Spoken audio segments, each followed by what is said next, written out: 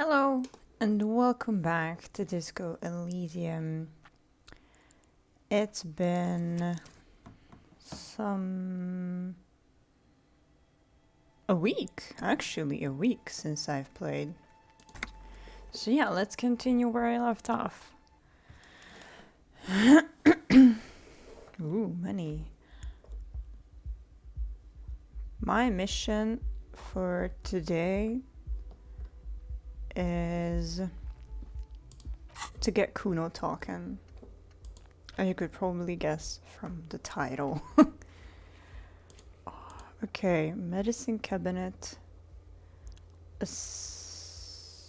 I forgot who she was, whatever, English. Bandlord, okay. Padlock door, where the fuck is the padlock door? Mirror.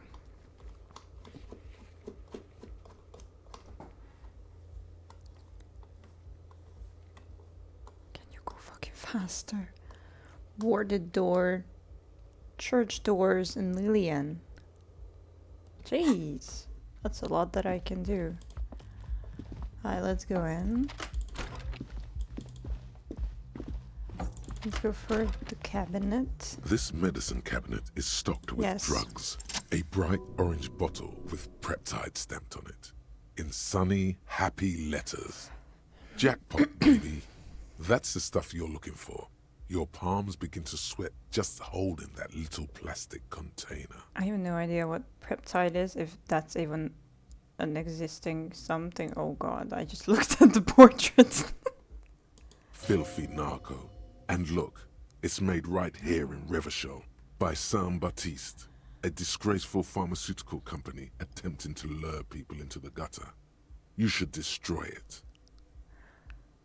Lieutenant, I also see a brand called Peptide. Peptide, a euphemism for pharmaceutical amphetamine. Oh. Prescription speed.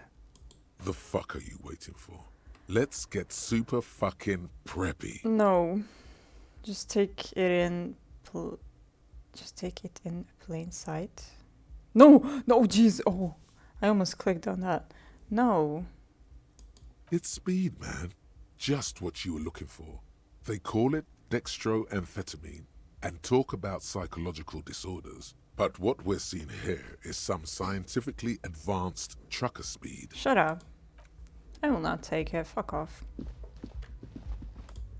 Close the door. Get the fuck out here. Close this door.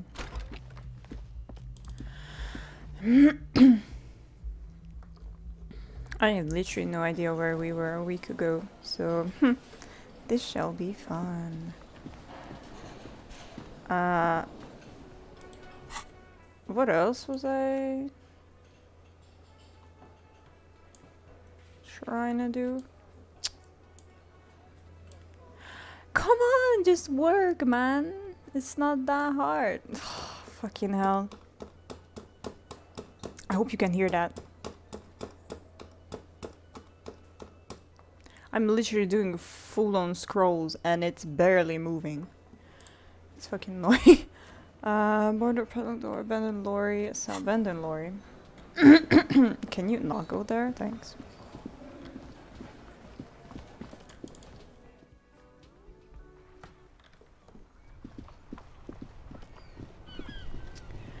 Abandoned lorry.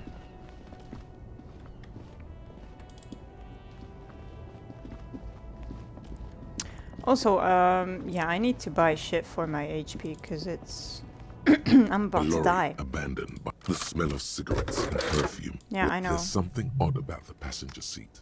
The seating fabric has been pulled tight over the lower side of the seat where the toolbox should be. Peel off the cover on the passenger seat. Voila! A stack of neatly folded papers has been stashed behind the seating fabric. You see 3 maps depicting a large metropolitan area. It's Revachol. Some of its routes and highways have been outlined with a pen. I haven't discovered this last time. Bonne prise. The lieutenant comments you as you shift through the treasure, well worn and folded into neat squares. Something good. Good price? I don't know. Full open the topmost map. This large map displays the elevated motorway called 881. The intake leading to Martinez is marked with a blue X. There's another X on the off-ramp at a place called the Old South. Toll booths at the intakes are marked with a circle. It looks like there are scant few ways of getting onto the elevated motorway that runs over Jamrock, and this person knows them all. There, hundreds of thousands of motor carriages roar on the 881, high above the massive brown and red roofs that is Jamrock. The commuters don't even look down. The world ceases to exist outside the windshield. Where does the road lead? To CUNO, through the middle-income neighborhoods there, by the river, and then to Stella Maris and La Delta for work, while the men and women of Jamrock scuttle to their fates below the road. Okay, full open the second map. This municipal map from the 30s displays a complex system of storm sewers underneath a sub-district called the Pox, old military hospital, right adjacent to the 41st precinct. No storm will ever drown Revachol. The great solution to the riddle of history. Got the third map. The final map displays a labyrinth of service tunnels left over from the construction of motorway 881. A few routes have been marked with a pen, where the tunnels and sewers surface near the eminent domain and a traffic island in central Jamrock by the lake. These service tunnels were probably used during the construction of the foundation beneath the motorway. Looks like the smugglers have infiltrated the road network belonging to East Motor Tract. The smugglers have infiltrated the motor tract. So it would seem. The lieutenant examines the maps with the furrowed brow. The RCM patrols most of these auxiliary roads, though apparently not all of them. Where does the contraband end up? Hard to say. This distribution network looks certainly large, yet still vague enough. It doesn't reveal much about the Besmerti behind it. Besmerti. That sounds vaguely familiar. The Besmerti is a Revacholian crime syndicate. They see themselves as the inheritors of the 14 Revacholian Indo-tribes. But really they're just violent gangs vying for control on the west side of Revachol. Okay. With cool names, like La Puta Madre and Aura Masta. Huh? It's a dark parody. Who do you think is behind this? It's definitely not the Union. They just do some logistics. This operation has spread everywhere in Jamrock. If it's that widespread, then Madre remains the most likely suspect. Here's bad news. There have been attempts at a serious investigation before, but they haven't ended well for those involved. Lieutenant Kitsuragi is a brave man for saying Madre's name without the winces and whispers that usually accompany it. Return the stack of papers under the seat. Best not to disturb the scene. I'll have forensics go over the lorry and pick this up later. Okay. The stack of maps looks to Bye. close the rust. What else can I do? Mirror. Board. I have no idea which ones are these. Be more specific, ma'am. Also, why is this? This is. Oh no, that's the abandoned lorry. Ha. Sorry. I mean, this was abandoned too, so I wasn't that far off. A lorry stuck in the windows. Fumes of heavy fuel oil waft over you. It's not making this? Your eyes sting. The odor mixes with cigarette the back end of the book. Racist nationalist para. The drive, a large metal pendant. Likely, yes. Okay, now I'm confused. Which one is the abandoned lorry?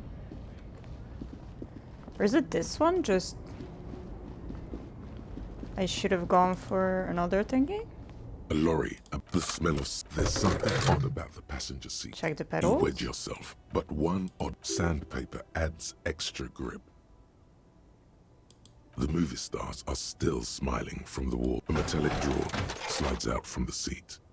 It's an issue of... It looks like an... The Ulan frequency system? I've never heard of. Pull-out toolbox slides back. It looks like... Strange. It has to be an advanced model to fit so many... The ghostly actresses and the rusty toolbox under... You close the I don't know. What the fuck? Alright, I just move on. Wait. Was there a lorry on the western side? Well, should have been, right? I don't know. So I have no clue who she is. I forgot. I'm sorry. I forgot. I'm gonna buy some HP. Yes? The yellow rose in the window, those aren't the flowers that were left for class. Yeah. You see the packages are small, discreet, sloppily stacked, making them easier to take unnoticed. No need to worry about knocking over a display. No, I will not. Shut up, I will not. A small cabinet on the wall is filled with various What did this product do? I don't know. Let's see. Nosafed is a nasal spray. Dramamine is a really good painkiller. Magnesium is a dietary supplement. Hypnogamma is... I don't really know what Hypnogamma is. I guess it makes you feel less shit. It's recommended to use after lots of partying, studying, or exercising. Thanks for explaining. Okay, +1 health, that's what I need. +3 health. +1 morale. +3 morale.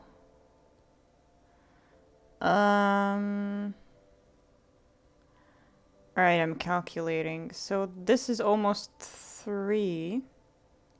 If I buy it one by one. But I don't need 3 right now, because, you know, I just have 2. Okay, here. I hope Saint Baptiste makes you feel better or something. Okay, here. I hope Saint Baptiste makes you feel... Bye. Yay! Do I have bottles on me? The tear machine your bottles clunk do. into the machine. Sorry, I'm just skipping a lot of the same, not even dialogue, it's the same narrator shit.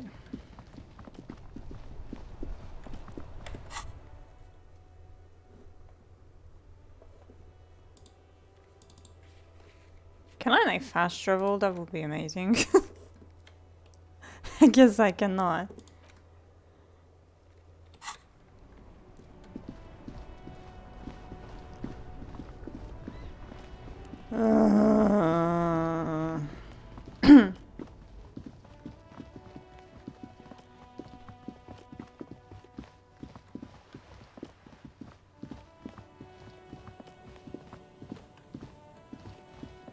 Okay, I have checked that one, I remember. Ooh, I haven't been here though.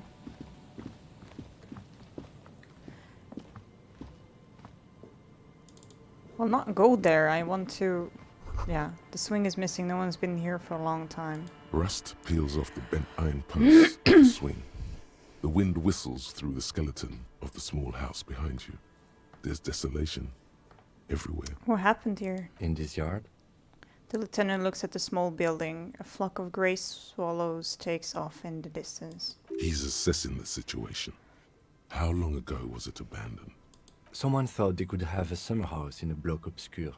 For cheap. It didn't work out. They abandoned it about a decade ago. Wait, what's a bloc obscur? A black bloc. A part of the city left unrenovated after the war. Or one that has fallen to gang violence. Or has become inhospitable in some other way. I see. On aerial photos, block obscures look like dark squares, hence their name. So this part of the coast is a bloc obscur? Practically, it's not an official term in any way, but look around. No sewage, broken power lines, crime, drunks. Life is tough in the blocks. It's no place to build a summer house. Maybe they left something useful behind. Yes, for you to pick up as part of the Jamrock shuffle. He gives you a very smile. Oh. It's not meant as nagging, just an observation. Good. We should move. I don't think we will solve the murder with forays into the urban hinterland, at least in this phase of the investigation. Ooh, but I can have monies. sick. What that? Glory says the graffito to the ghosts of us. Amazing. Yay, bottles. Ooh. Is the thingy that I have to sing, right? Right?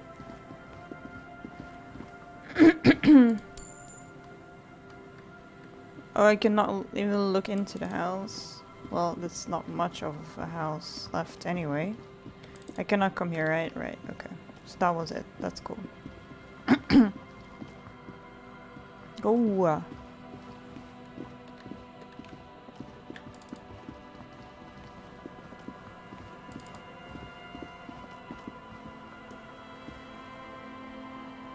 Have I been here?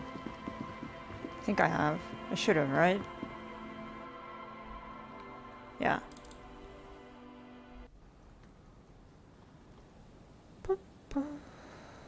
Wait. Ooh, right? Yeah, I have been here, okay. Never mind me. That is locked, I know that. Is she a cell? Or whatever her name was? Our tenant, the policeman. I hope the waves don't keep you up at night. What can I help you with? Found this jacket, but it's filthy. Could you wash it for me? Yeah, she just gave you free accommodation, no fucking questions asked, and you're making her work? Yes. I can wash it for you, but it's going to take about a half an hour. That's no Think problem. you can stay put for that long? Absolutely. Hell yeah. No, we must run around ceaselessly. It would be torture to stay put. I could use a breather. It's been another track and field day. The lieutenant says rubbing his thigh. Oh, I would rub. Yeah, wait. Well, hand it over then, and I'll see what I can do. Must say, I'm proud of this one. It's pretty nice underneath all that filth. I hope you'll have an easier life in your hands. Thank you. It wasn't even half an hour. It was just a quarter of an hour. Damn, okay, well, it sweat like a pig. Wait.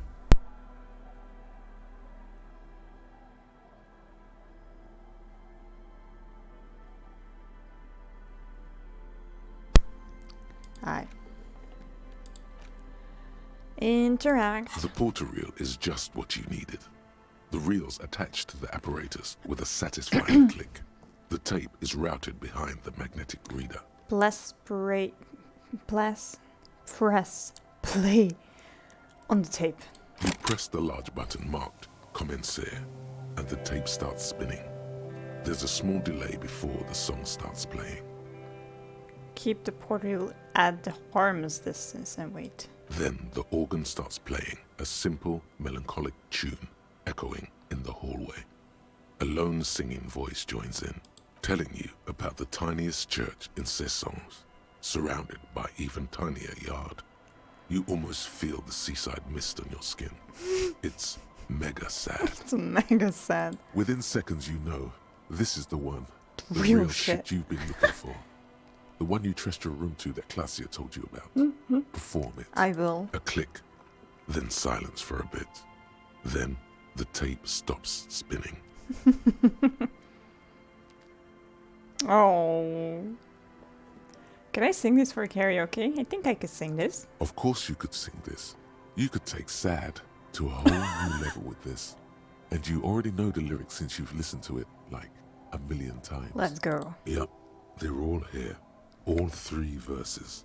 And the B-side of the tape contains the instrumental version. Ooh. It's like the world itself is telling you to do it. Only one obstacle stands on your way. What? Gart. You have to convince Gart to let you sing karaoke in the whirling. I bet. After you've won him over, you can express yourself. Let the pain out. Make everyone understand. I just remembered. The lieutenant watches you pack up the boombox. He doesn't say anything. I just remembered that I have the bird. I have the bird. I can give the bird to him and win him over. Genius. Okay, wow, thanks. Yes. Alright.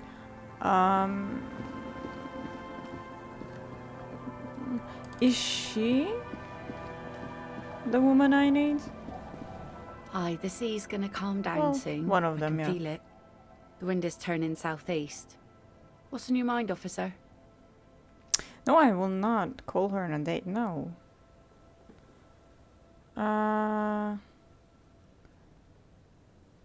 That's my motor carriage in the sea, by the way. Point to the sunken vehicle. Oh, that's good to know, I guess.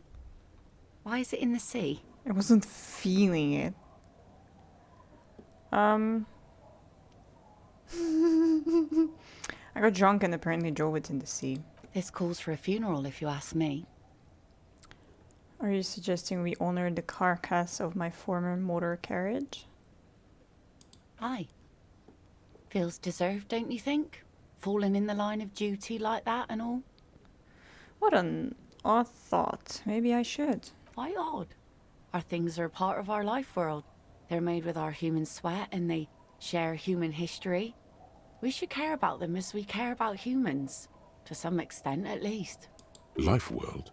Someone's been reading up on last century Gotwaldian philosophers. Play it cool now. What do you mean play cool now? Right, I mean, but organizing a funeral takes a lot of time and effort, doesn't it? Oh yeah? You won't even be able to get it out of the water before early June. And where are you going to bury it? Who to invite? What music to play at the wake? Too many decisions. Take it from someone who's been through a few funerals. It's easiest to just leave them there and let nature take care of it. Hi. That's all we have time for right now anyway. Okay. Come back here in June and see how you feel about it then. It's not like it's going anywhere. Shut up. Let's focus on the things we can actually do, right? Absolutely. Things like what, for example? Be seeing you, bye.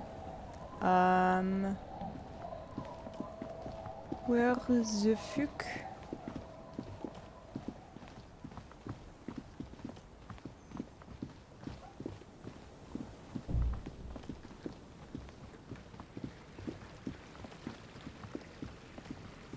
Should I be going? I think it was here somewhere. Yes. Oh, not this music again, no. Hello again. The tape recorder lies on the ice like a discarded toy. Pick it up.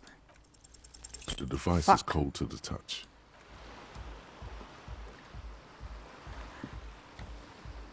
Okay, so yeah, that was a cell. Wait a sec.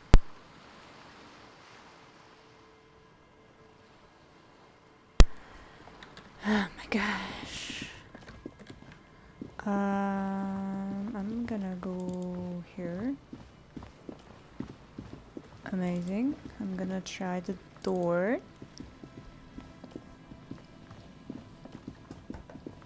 Heavy wooden doors, more than twice Padlock your with the height, key. stand. The lock turns easily. You hear a click as the shackle pops open. Let's go. Lieutenant nods at you. As you do, you hear the echo of the doomed commercial area. Its black holes and dusty machines. Then the feeling passes. A great whoosh of air rushes into the dark innards of the church, as though rushing to fill a great vacuum. In the heart of the city, That looks amazing.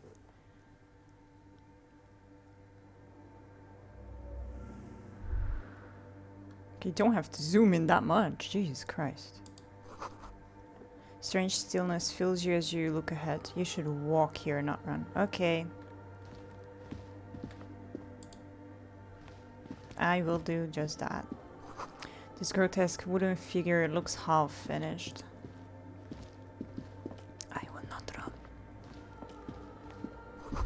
More of the fork lighting pattern you saw outside. Bark beetles? No, it looks intentional. Some long forgotten style.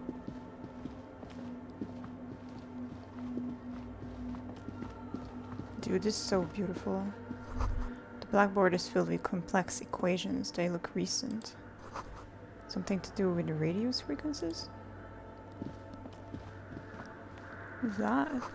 2 decks of reel-to-reel tape spinning on empty. Portable Harman Wow Sheet tape recorder. Is it possible it's recording something? Someone's siphoning electrical current from outside into this antenna. A machine stands in the corner, watched over Same by the box. figures on the stained glass window. It's turned on and quivering with soft electricity. Another radio computer. Yes. And this time it's already turned on. He seems cautious around the machine. These machines sometimes harbor traps, he thinks. Alarm systems and the like. Let's be careful. Okay. We should leave. I doubt this place bears any connection to the case. Wait, let me just investigate. It's step behind the computer. You see fluorescent play and print buttons on the keyboard. A hatch connected to the central compartment is wide open. The lieutenant says nothing. You see the machine's glowing frame reflected back from his diamond-shaped glasses. You're That's not free to diamond-shaped. proceed. Look inside the compartment. Behind the hatch sits a cube-like crisscross of filaments, smoldering Oh, it does in the have dark the like cube, okay. fireflies. Silver tape on the side says, in black marker, log, February to March. This is the machine's filament memory. Press play to access its contents. Press play. The speaker comes to life. Static seeps through the machine's planar magnetic driver. An old lady greets you. Her voice sounds 100 years old. Good afternoon. Votre accident on Saint-Brune. It's her again. This is the East Insulindian Repeater Station 1. Please repeat. Is this the personal log? It's the same old woman you spoke with through the radio computer in the dimmed commercial area. They wanted to me again. How are you? Good, thank you. Oh. Please repeat. Is this the personal log? Looked inside the core, but the tape on the filament just said log February, March. Good. Please repeat the password. Damn it. Let's look around. There's no use trying to guess the answer. I don't know the password. Received. I will register this Fuck. login attempt. Votre accident. Is there anything else I can do for you today? Thanks, but I'm finished with this call. Goodbye, votre accident. She says as her voice disappears into a whirl of static. The machine's keyboard is still illuminated, revealing fluorescent play and print buttons. I do not know the password. Ooh, shoes. But I will keep my boots, because they're amazing. Wow! These are also amazing.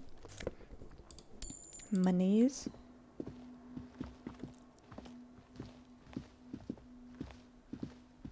Where are you going? Why aren't you going the way that Kim did? The fuck? Spider has spun its web around this wood-carved pillar.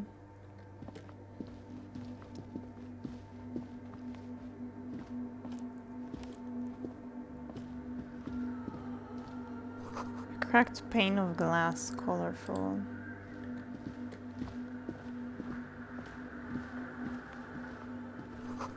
Frost has drawn flowers on the glass, obscuring the view. A figure drawn in frost of the window depicting a deer. Ooh, scarf. Nice. Okay.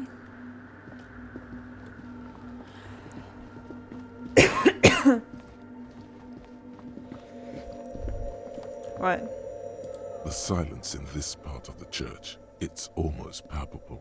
All the shifting matter and shuffling of living things is gone. Nothing seems to exist beyond the church anymore. Maybe if you were to stand in just the right spot, even your footsteps would be completely silent. Wait, I think I still hear something. And then it's gone. Almost all of it. but for the faintest of hums, you can hardly hear your own breathing. I don't want to do either of these. Stomp your feet and clap your hands. You produce a few muffled thumps, after which the silence feels even more total, somehow. Yell as loud as you can. Your voice is barely audible. Not a howl, but the softest of whimpers. What's happening? The lieutenant points to his ears and shakes his head. Then he leans closer. What? Can you hear anything? Call you shit.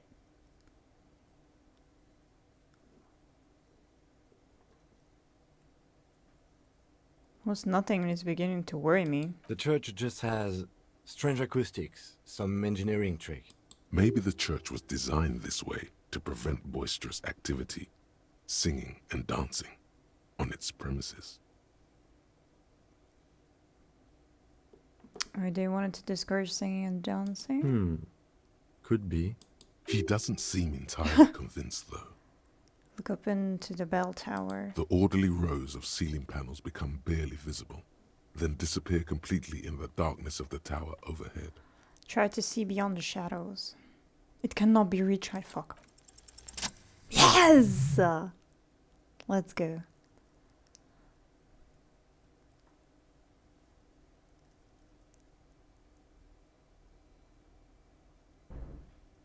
It's like there's something moving up there. A shadow has emerged from the tower and it's making its way toward you through all the other shadows. Follow the shadow's movements. It's not a shadow anymore, becoming more substantial as it gets closer. The shape of an animal descends. A crab person. Officer, is there something up there? The lieutenant follows your gaze, attempting to see whatever it is that you're seeing. Oh no, you've lost sight of it. Damn it. Where did it go? On the ceiling? Yes, the darkness makes the ceiling feel infinitely far away. Blink. That's a long as blink. You see something hanging from the rafters, looking straight at you with dark eyes. Nightmare fuel. Maybe it's possible to talk to it. Diago.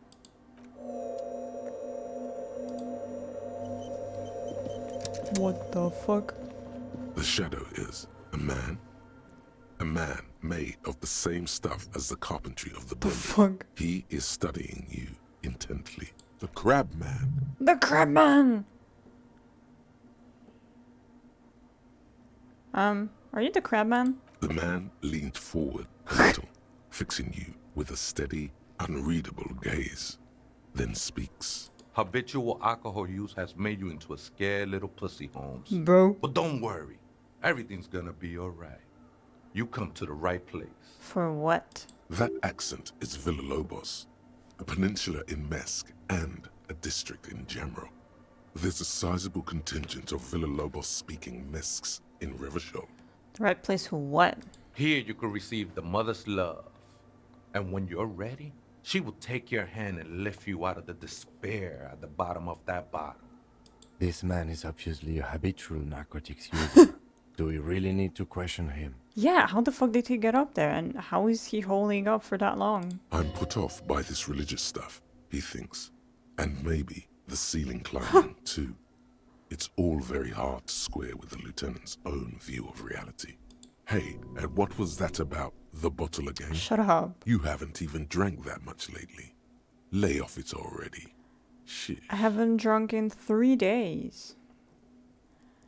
I'm a policeman. I need to talk to you about police things. I don't know anything about alcohol use. Oh yeah, sure. You don't know anything about alcohol use. You got it all under control, Way. Yeah. I could smell the control all the way over here. Shut up. This is my aftershave. I'm doing just fine, thank you. I know it's hard to admit that you got a problem. I was like you once. Couldn't take an honest look into my own heart and see I was in pain. You know, actually, since we're here, you may want to pay attention to what the ceiling climber is saying.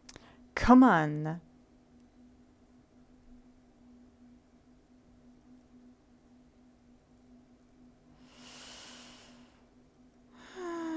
For some reason, I feel like you have a point there. Okay, let's try to change. Don't trust me.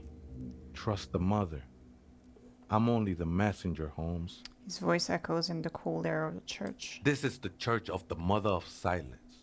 You are welcome here. He sways gently on the beams, waiting for you to take it all in. You have no idea what the fuck he's talking about. Is he just trying to throw you off your game? Whatever it is, he's quite confident about it. Just look how gracefully he sways. 'Tis not an act, my liege. Saving perchance he hath deceived his very self. This man is a zealot. I'm going to ask you again, are you the crab man? Never known myself to be a crab. But if that's the name you got for me, I won't stop you from using it. I bet. To be fair, it's really more like a spider.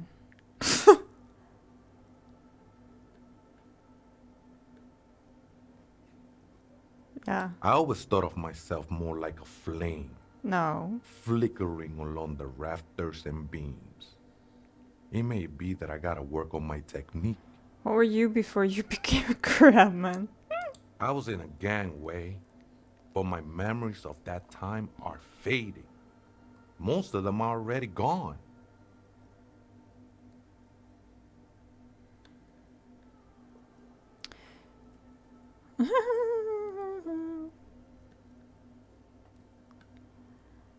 I lost my memory too, and it haunts me. No, man. You gotta let that shit go. Then the mother's light touch will fill you with rapture. Do you remember your name, sir? Tiago's my name. But those syllables don't mean much to me these days. You're a crab My man. name isn't just your identity, but also, so to speak, your place amongst your fellows. Your Crab place man. in the world. I ain't got no use for such a place anymore. Oh, this is so adorable. My name's Harriet Dubois, and my place in the world is Lieutenant W. Reader. That's just the thing, Holmes. None of that matters. Bro. He sounds melancholic, maybe? Saying this, his limbs are a mere shadow below the ceiling. Jesus. Some ravers want to turn this place into a nightclub. The ones in the tent outside, Yeah. right? I see them. Guessing they're the ones who call me a crab. Yes. Probably scared of me.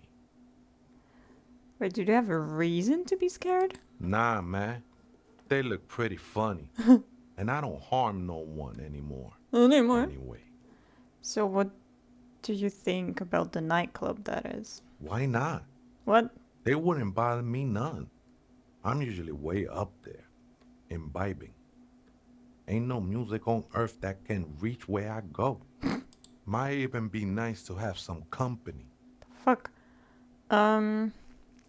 Do you know where the other spooker is? Point at the strange machines around you. What? Other spooker? Oh, esa viejita es muy estudiosa. Don't know, Holmes. Viejita is grandma? Kinda. An old woman.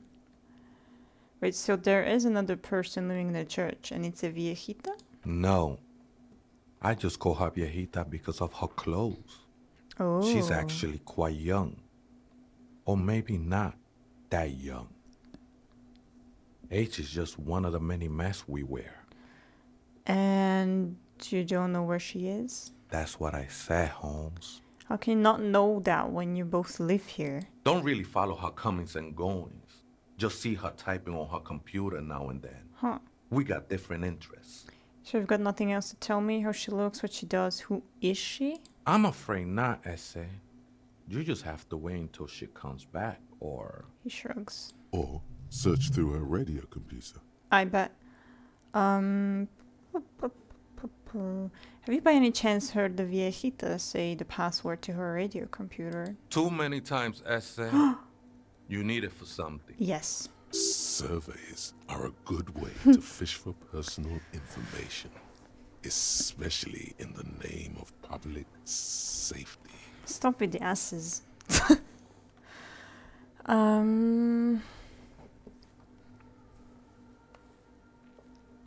Unless you just want to break into a radio computer. Yes, it's for a first-degree murder investigation in Martinez. The lieutenant raises his eyebrow, but doesn't say anything. Don't sweat it, vato. The password is afterlife death. What you Okay. think of that? Makes me almost pity La Nilita Pequeña when I hear it. What are you doing there? This is a special place. There's a perforation in the world up there. Huh? A way out into nothingness. This church was built around it for purposes of veneration.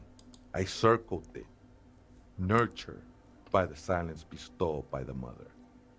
One of these days, I'll be pure enough to go drink from it directly. The fuck? Are these yours? Show him the scarf and shoes you found lying around. I think they were. A long time ago. Are you see naked now? I had to shed them like skins to get closer to the center of the silence. You could have them. You could I have don't them. need them anymore. They'd only stop him from climbing. They look pretty dapper, actually. I bet. What's this mother of silence you keep talking about? Oh, that's no simple question, Ese. Yes, She is one who can be painted or sculpted. She is a cavity in the dark beyond sense. She saved me, but I couldn't describe her to you. No one can, Holmes, and no one ever will. What will happen once you drink from this perforation? I will be incinerated, but not destroyed. Uh-huh. Finally, I won with the state of the world before reality began. Uh-huh. That sounds a bit like substitution behavior, no? You know a thing or two about that. You sure you didn't just switch one drug for another? It's not like that at all, man. Uh-huh. It's just faith and joyful service. Uh-huh. Too gleeful, those words. He is lying. Not to you. To his very own self. Faith is kind of a drug. I heard that before, Way. And I know I can't convince you on the spot. But think, when's the last time you woke up from silent communion with a hangover, regretting what you did last night? I think love might have been my drug of choice, and I think I'm still hungover from I think I'm still hungover from it. She took you for a good spin, huh? Don't worry, bro. That love is but a drop compared to the ocean of the mother's love. Alright. The mother will eat all of you and never spit you out. I do not want that. Let's agree to disagree. I know it will take time. Don't sweat it. I still don't understand I what you... know it will take time. Don't sweat it. Why? Why did you just say that again? I still don't understand what you're doing in the church. I'm a seraph, Holmes. What? I sing the mother's glory. No, I don't want no. Singing is good. We should all sing a bit more. I don't mean literal singing, Holmes. Sag. This is the mother of silence we're talking about. It's the singing of a burning heart. Uh-huh. You may be thinking, but fire crackles. No. No, Holmes. That's the material that's burning. The fuck? The flames themselves are without sound. How did you even find this place, this church? Hard to say. I think I did some construction work here, back when I still had material worries. Up there, I realized what the true purpose of the church was. Been spending a lot of time here ever since. The past is nothing to me now, Way. It didn't belong to me. Alright, I had another I had The other sinewy questions. figure lingers on the wooden beams, blending into the shadows. You've been here a long time. Do you know why the church was abandoned? Police raid a while back. He responds, his voice suddenly flat. Did you witness it? Not really. Or at least I don't remember much of it anymore. The mother's love has done its job. That's what's so great about the mother. It lets you forget about everything. Okay, then thanks. I think we're done here, Essay. The figure crawls off into the darkness above. That was an interesting conversation. It was just like 90% of the conversations in this game. However, I'm still not sure how it's relevant to our investigation. It's not. We just discovered that guy, the crabman. The bowl is filled with water. A live wire runs directly into it. Could these wires work as contact microphones? If it's full of water and the live wires are connected to it, that does not sound safe at all. But what do I know, right? I'm gonna quick save. The machine's keyboard is still Let's play again. The speaker comes to I don't life. care. Good afternoon. Votre accident on Saint-Brune. This is the East Insulindian Repeater Station 1. Please repeat. Is this the personal log? Let's try this again. I think I may have the right password for the personal log. Good. Please repeat the password. After life, death. Good. Woo! I have unlocked the filament. After ending the call, please press print to access the filament. Bye. Votre accident. Is there anything else I can do for you today? Fortes accident. Like the one in the Doom commercial area. I have 2 machines registered Okay. to this company name in Martinez. One on Saint-Brune, the other on Rue de Saint-Ghislaine.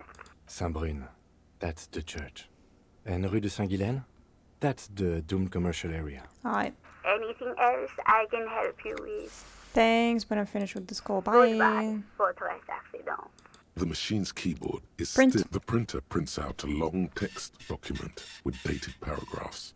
It looks a bit like someone's journal. Read the printout. The first entry, made on the 4th of February, 51, by an unknown author, is short and concise. Arrived at the church. The door was boarded up, so I used the crowbar to get inside. Looks like the place has been deserted. Nothing out of the ordinary, but I'll ask around. Need to figure out how to get the electricity in. The lieutenant leans closer, scouring the printout over your shoulder. Of course. Just as you finish reading, he looks up, muttering under his breath. Of course, he only looks over my shoulder to read. Of course. 4th of February. That's over a month ago. Whoever set up those machines has been Yeah. here for quite a while. Do you think this log might be connected to the case? Our case? No, I don't think so. It must be some local eccentric. Read the second entry. 6th of February, 51. Had a little chat with the local fishermen. Said I shouldn't go near that place, that the church was spooky and ridden with narcotics. It's a little spooky, all right. Still haven't figured out the electricity. See? Ridden with narcotics. Just like Andre said.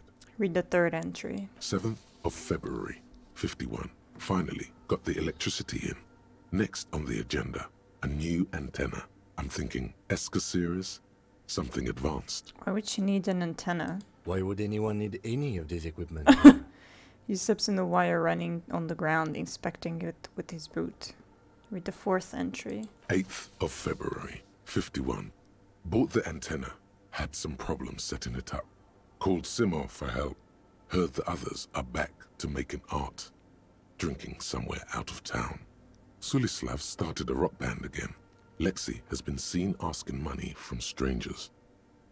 But at least the artists have their act together. They're qualified labor. They can get work anywhere. Graphic design, ads. The programmers are doing fine too. I mean, they're programmers. The writers, though, they're fucked. I just have to find out what caused that data loss and be done with it.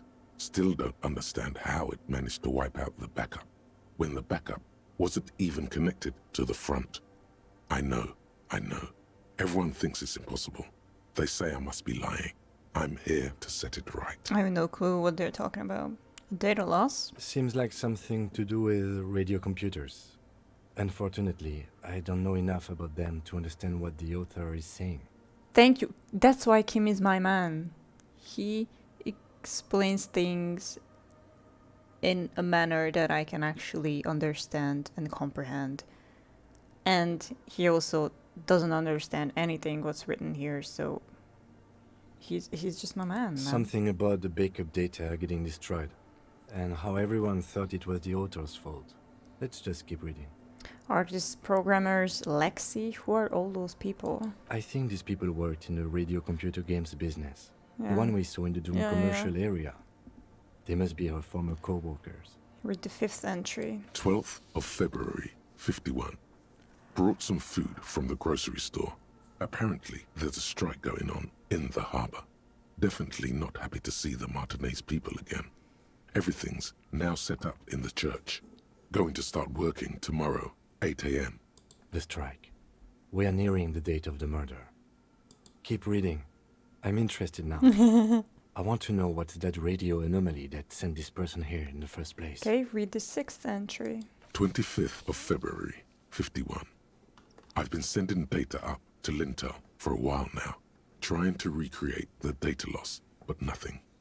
Didn't even feel like logging in, the disappointment. No. But I did discover a curious audio-spatial anomaly at the back of the church.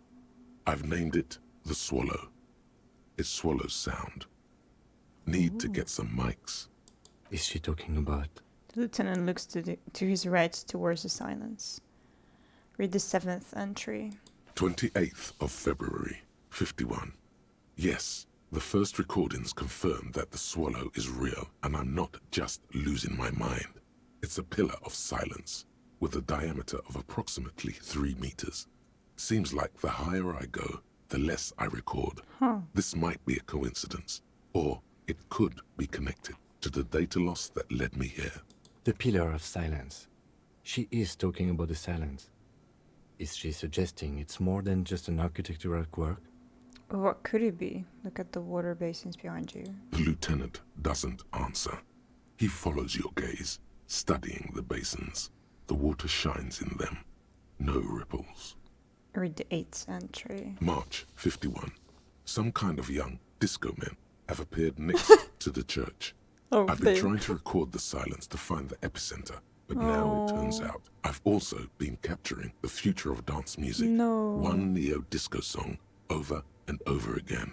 Fortunately, the song is so monotonous, I was able to devise an algorithm to factor it out. The other day, one of the disco men came in.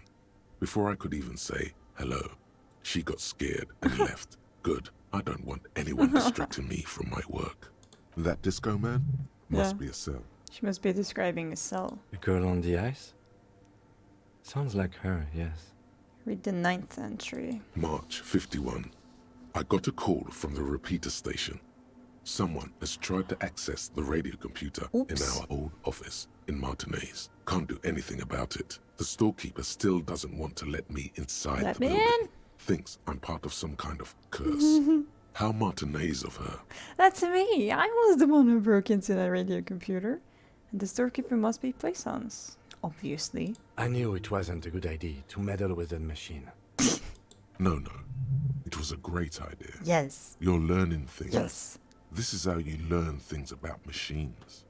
Also, why aren't there precise dates for March? There were precise dates for February, but not for March. Read the 10th entry. March 51. See? A new 2-meter aux cable. Noodles. Crackers. Ping energy drinks. Water. Toothpaste. Gum. Also, some canned air. Your reading is interrupted by the sound of the church door opening. A strange woman makes straight for the radio computer. Hello?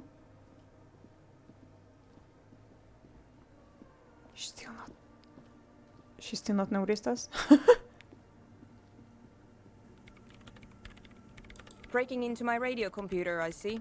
Yes. She glares at you as she holds down the off button for several seconds. The machine reboots. Yes, you are breaking in, but not into her radio computer.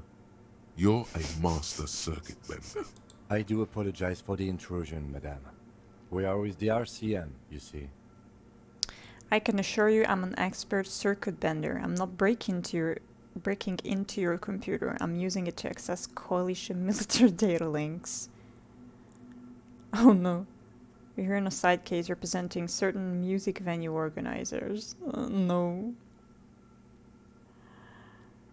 We're not just breaking in and pursuing a mysterious lead, searching for my lost identity. You won't find any answers from here. She barely looks up from the keyboard. You hear the machine whir back to life. It's just me and my computer, and it has been this way for weeks. Now please give me some room. I need 2 seconds to see that you haven't destroyed anything. Shut up. We should talk to her after she has rebooted the machine. Fine.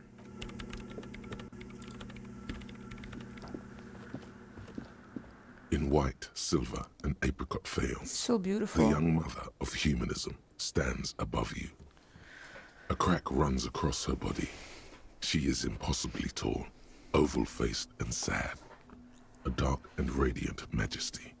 Also, it's really weird that they emphasized her lungs. And not her heart or, I don't know. But her lungs. This is her innocence, Dolores Day. Cradled in her arms are a pair of glowing lungs, clearly visible from underneath her flowing dress. You should kneel. No. Alright, kneel. Your knees touch the floor. Oh, damn. The floorboards are hard and cold. There you kneel among the snowdrifts, diffuse light falling on your hands from beyond the glass. Close your eyes first. The world is silent, but for the creaks and cracks of the massive wooden structure behind you. It covers you from the wind outside. The ocean feels distant, its ebb and flow blocked off by the centuries-old pinewood sarcophagus around you. In the darkness, you sense her eyes on you, inspecting you with their multicolored glass, as if you're a bug under a microscope. Open your eyes. The woman looks down at you kneeling. She towers among her followers, architects, laymen, courtiers. There is a sad smile on her lips and a glint in her green-blue eye. Of what? Compassion? Remorse? She acknowledges the passing of someone who is still alive.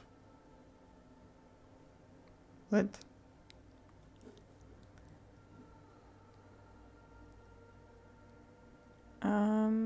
Compassion?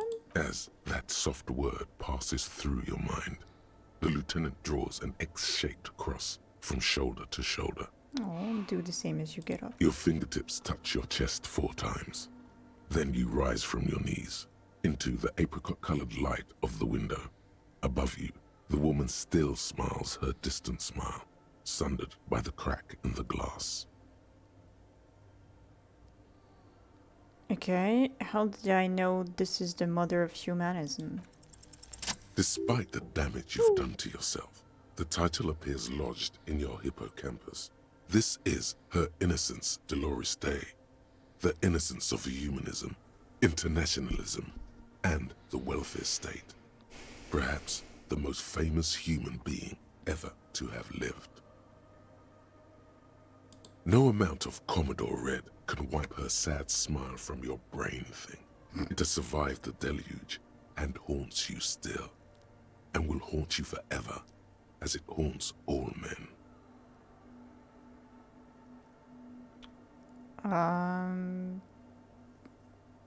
Okay, when did she rule? I don't know. 300 years ago, in the wake of the discovery of this Isola, the Insulindian, by explorers from the continent of Muindi, she is, among other things, the innocence of inter-isolary travel and the connected world. Was there something terrifying about her? Terrifying is a term too emotionally charged for your semantic memory, or what remains of it. Okay. But terrifying, it's a simple word. She was bad for humanity, and you shouldn't have started thinking about her. Alright, time to heed the warning. Good. Now back out of this corner of your mind by choosing the bottom option. To hell with this. You've been standing here long enough. Yeah, to hell with this. But she was not hell. She is the opposite of that. The wind of paradise, stripping away the covers from the hearts of men. There you stand, below her once more, with your hands on your side, momentarily at a loss as what to do with yourself. Reconstruct the cracked glass. The shards What? glimmer in the dark. Bro. You see little pearls of light on the edges of the crack I wanna that cry. splits the female figure. Something was written there. Remains of broken letters line the emulsion. What it said, you do not know. This is Dolores Day. The old woman in the village was right. This must be the DeLorean Church of Humanity in Martinez, or the small Pinewood Church in some records. You knew of the place? It's a minor landmark, not easy to find. Most maps misplace it. It was built not long after Revachol's founding, 300 or so years ago, by first-generation settlers. On the coast of an uninhabited archipelago where only animals had roamed before, in the wild reeds. Okie dokie. Okidodo. He whispers in the sound creepily. A touch of absurdity there. Nice. Turn away. Oh god. What is it? The woman is still hunched over the keyboard, gently illuminated by the praying machine.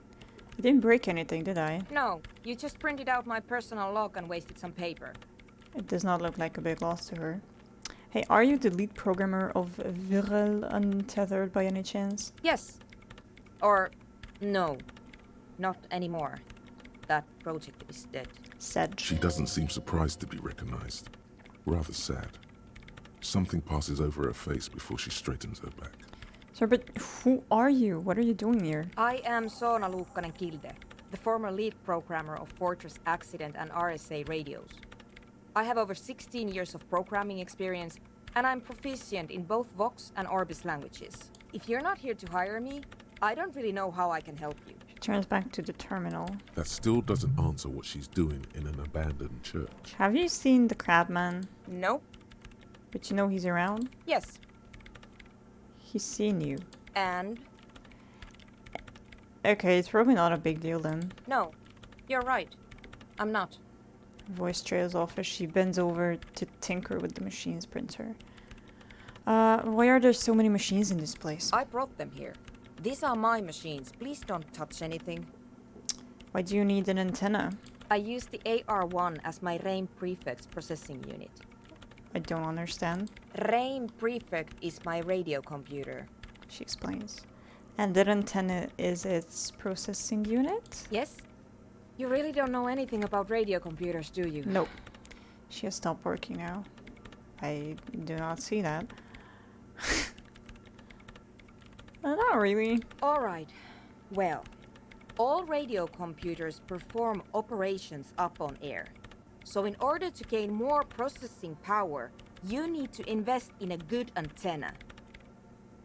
And the AR-1, is it a good antenna? I guess it is. So far I've been quite satisfied with it. Martinez is an unstable region with bad coverage and the operation has been surprisingly stable. But it's not the cheapest one on the market. So I wouldn't recommend it for your regular red tape operations. Fraser 1000 is a foolproof line for civilians. Anyway, you should do some research before you decide to buy anything. Ask around, compare the prices. There are many milieux dedicated to that sort of thing. What are you doing with your radio computer? I'm working. Really? The machine seems almost alien with its pulsing core. The light casts in her face in a strange shadow. Working what? Could you just shh for a moment? No.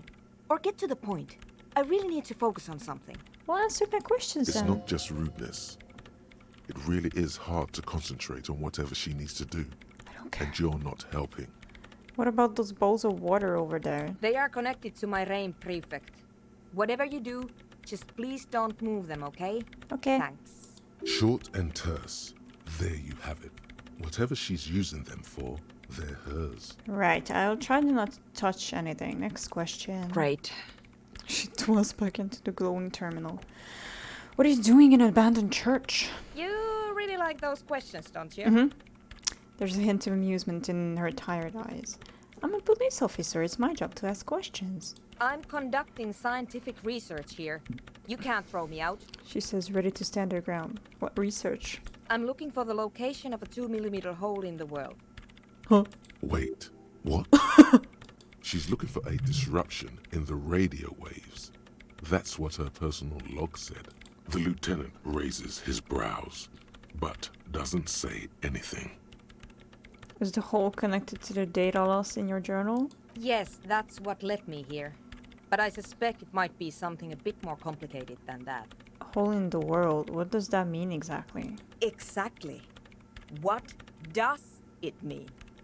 Up to now, it has been impossible to say what it is because it's impossible to measure nothing. What do you think it is? What qualities does nothing have? How do you measure something that does not exist? She's suddenly absorbed in the conversation, waiting for your answer. That's a little above your pay grade at the moment.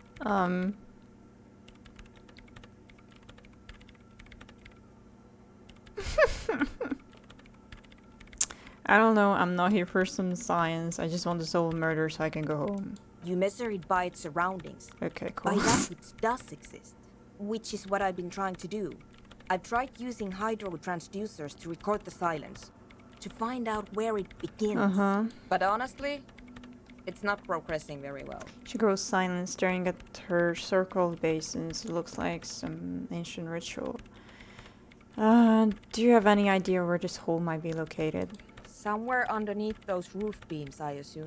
She looks up, eyes trying to pierce the pitch-black heights above, but without much success. Only a faint crisscross of rafters can be made out from the dark.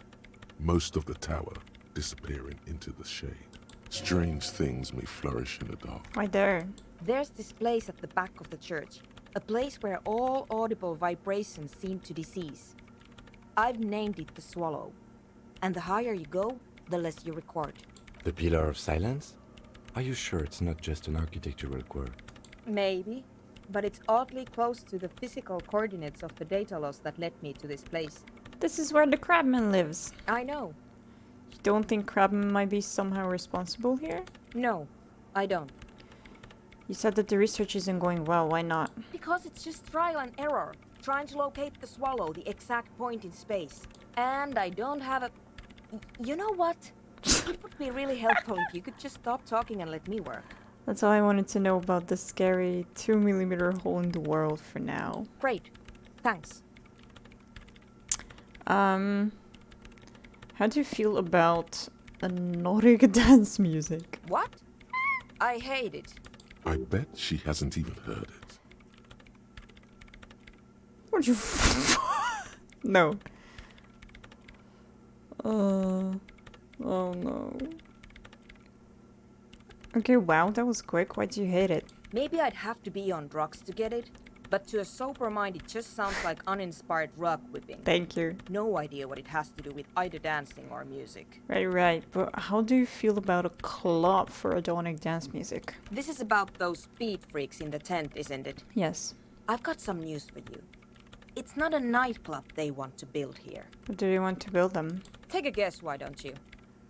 A youth center would be nice. A petting zoo, yes. Yeah, a youth center would be nice. I can't believe they got you so easily. Go have another talk with those up-and-coming entrepreneurs, will you? Thanks. Good luck. I'm not coming in there. Oh, come on, right. I'll let you work in peace now. Alright. Thanks for the autosave game. There's nothing else here, right? Cool.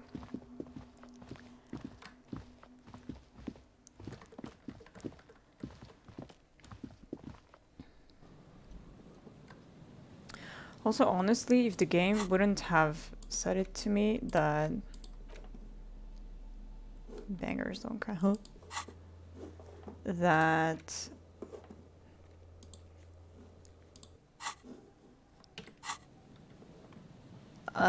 maybe I shouldn't run inside the church.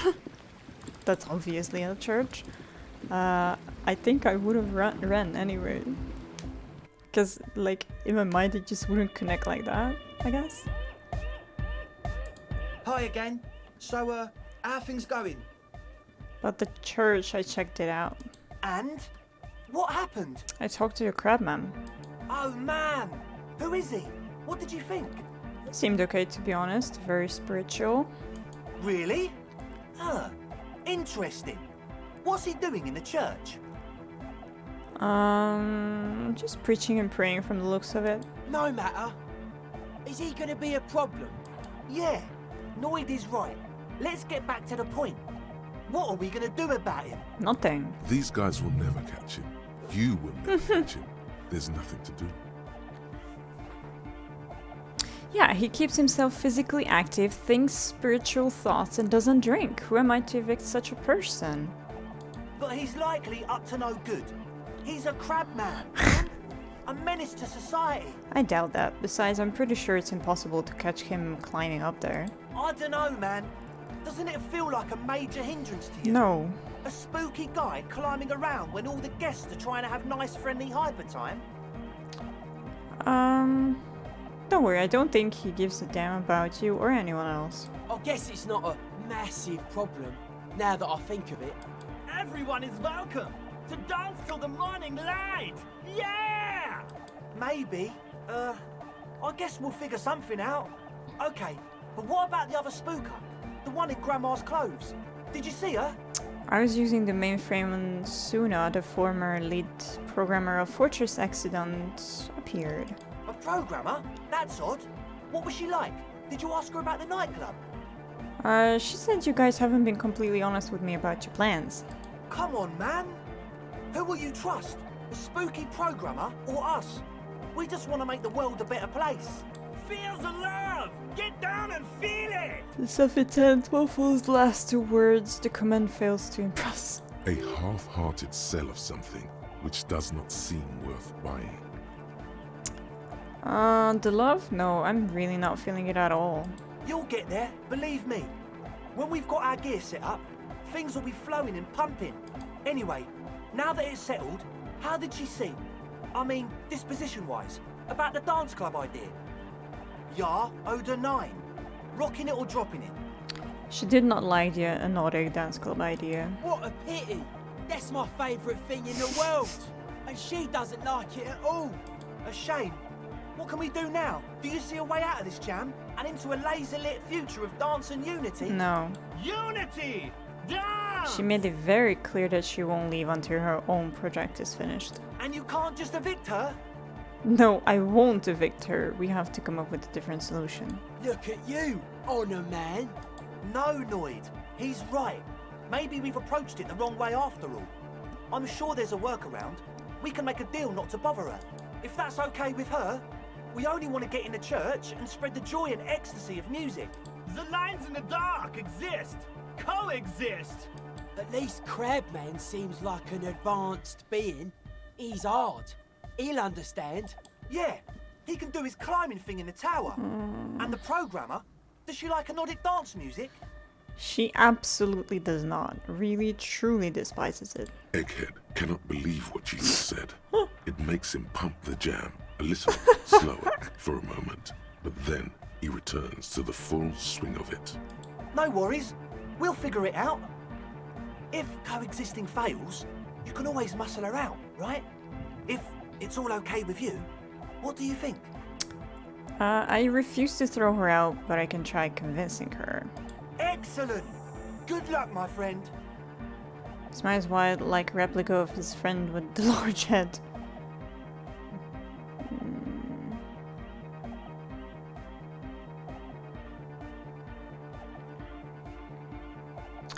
Maybe everything isn't quite as you've been told. Take a moment to analyze. Nothing jumps out to you. Nothing out of the ordinary. Yeah, but I could swear something's not adding up here. How about you get out and Bro? breathe? The air in the tent is too thick for you to think clearly. Alright. Bye, officer. Can I not lose HP? That would be amazing. Okay, what? What?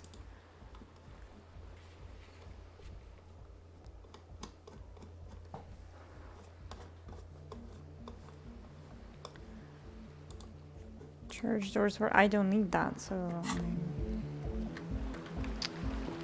Alright, where are the crab thingies? Crab collectors.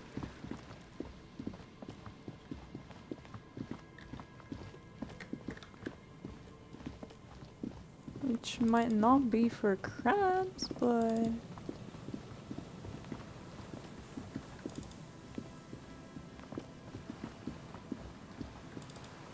Alright. What? The building before you housed the engine. Must have been a big one. An old door, worn by... It's military. Probably something. Okay.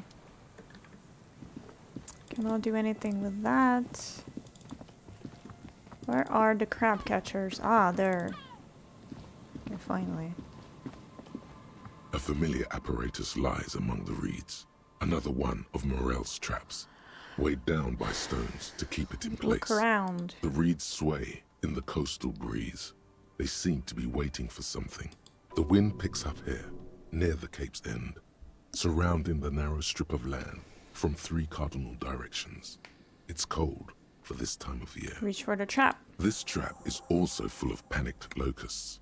No sign of any cryptozoological beast inside. Another empty trap. This lieutenant takes a note more out of habit than duty. How are you enjoying the cardio, Lieutenant? I'm quite enjoying it myself. Always up for a good jog. Otherwise, would I still be on this case with you? He smiles and raises his collar. It's like, oh, it's so adorable. I love him so much. Ooh.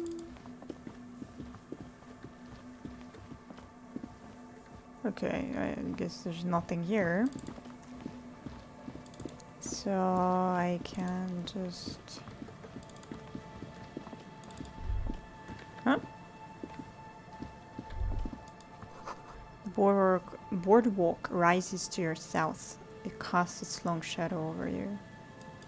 Okay, cool.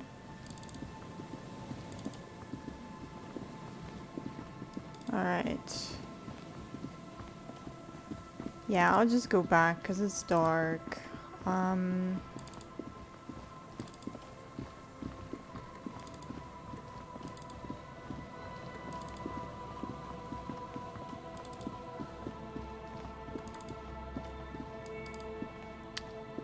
No, not here. I'll go to the guy. The whirling in rags. I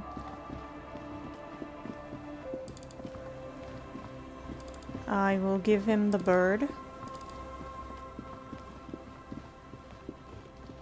Where the fuck do I go here? Yes. Oh no, sorry, here. Oh, it's so dark.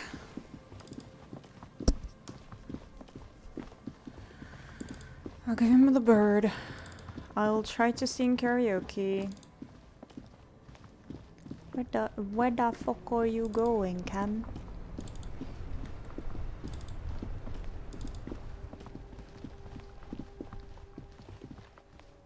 Okay.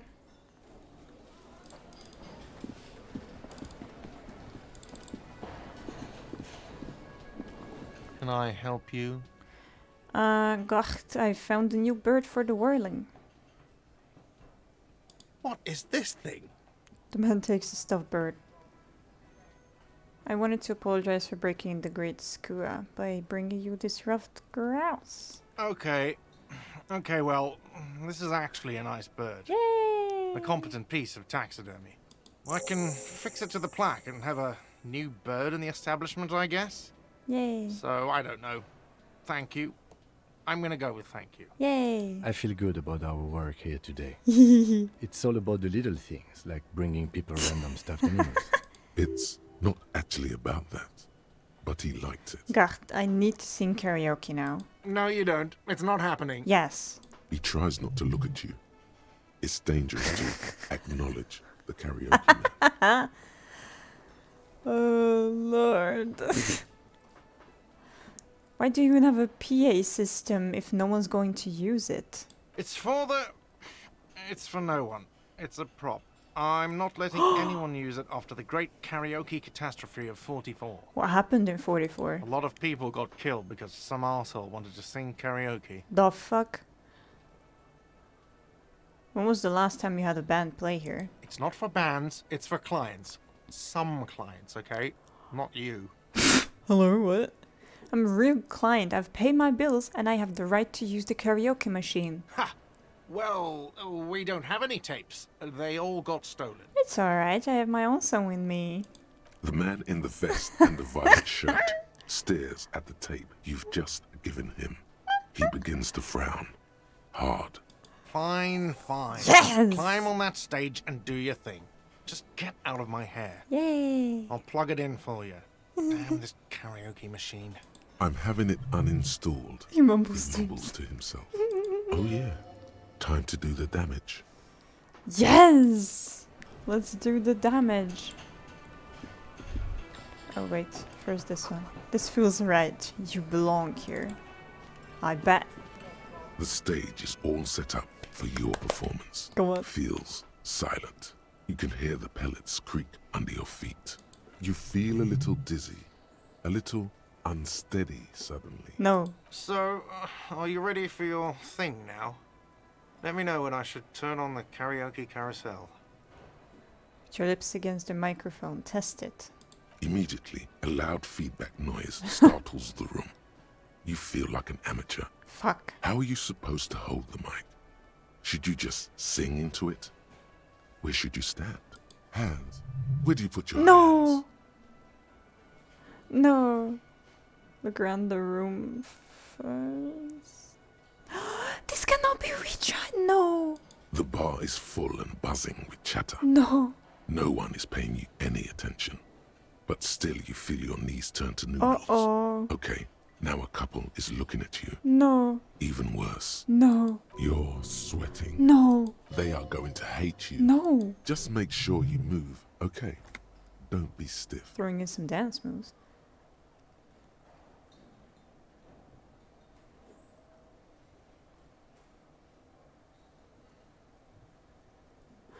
Okay, wait. First, leave. I'm gonna do this because I cannot retry it. I'm gonna up my drama points with whatever I can.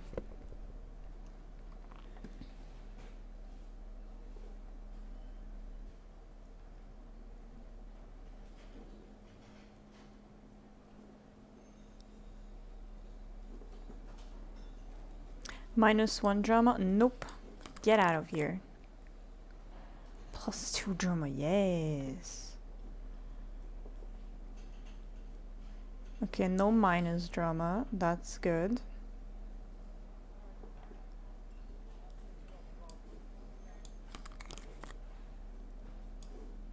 +3, +3. Okay, cool.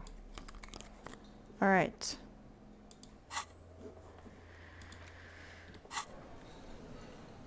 Please. You feel a little... So, are you Yes. ready for your thing now? Yes. Let me know when I should turn on the karaoke carousel.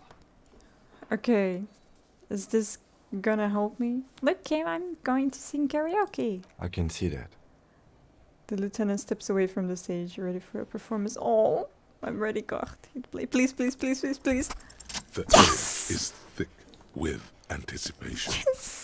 Someone dims the lights as the music starts. Okay, here we go. Let's go.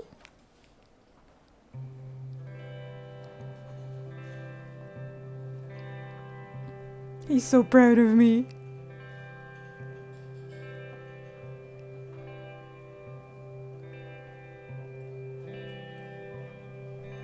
I would often go there to the tiny church there, the smallest church in Saint-Saëns, though it once was larger. How the real may rest there. Down through the mist there, toward the Seven Sisters, toward those pale cliffs there, would often stay there. In that tiny yard there. I have been so glad here.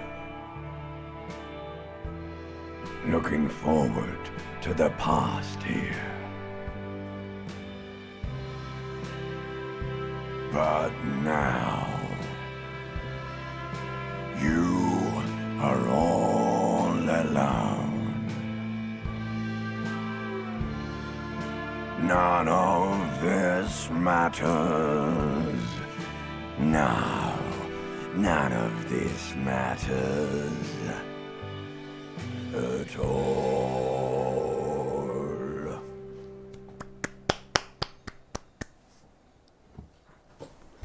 Nice. Yay. You skill point, A let's go. lazy applause fills the room. Thank you. You feel your hands shake as awareness of your body returns to you. Created reptilian brittle. Oh. No, not asshole. The game listens to me. I'd like to dedicate this song to my partner, Kim Kitsuragi. The lieutenant doesn't say anything, but gives you a quick smile He's shy. before turning away. Oh. He's incapable of blushing, but if he weren't, he'd blush. Yes! I'm winning him over, man. Good, good. Are we ready? I want to unplug the microphone now. Okay. Last words? Thank you, Martinez. Did you like it? Yes? Oh, okay. Okay. Let's fucking go. Okay, what do I want to try again?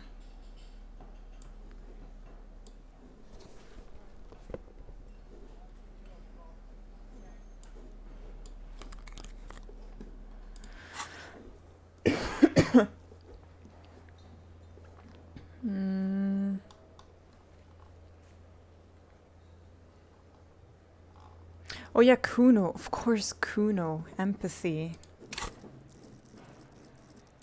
Give me empathy. Am I... Oh, there's a lot of empathy that I can try again.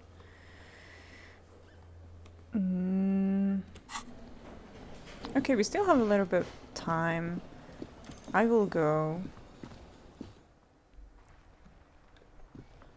The fuck does CUNO care? Hi. CUNO's like CUNO's dad? CUNO doesn't give a fuck about anything. Oh wait. CUNO doesn't fucking care. Alright. Gonna up the empathy. It's -1 at the point, which...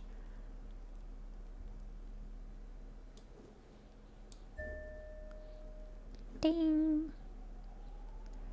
Which does not sound good. Empathy, empathy, empathy, empathy, empathy, empathy. -1. +1 empathy. Okay. Let's try it like this. CUNO's like CUNO's dad? CUNO doesn't give a fuck about anything. Figure out what's going on with this kid. Please, please, please, please, please. It's not Yes! CUNO. It's CUNO-S. Interesting. How? CUNO-S is by far the worst of the two. I mean, yeah. CUNO has no problem being near you, but the other hides behind the fence, afraid for her life, like she's done something. Uh-oh. Something very bad. She came up with that psychopathic scheme of screaming for help before. CUNO just wanted to talk to you about his name.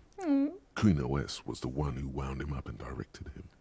Also, CUNO hasn't stopped talking to you. Yeah. Even enjoys it from time to time. Yes. When you talk to the other one, it's like talking to a cornered animal. Yeah. She only hisses and says murder was the case that they gave her. All in all, CUNO respects madness.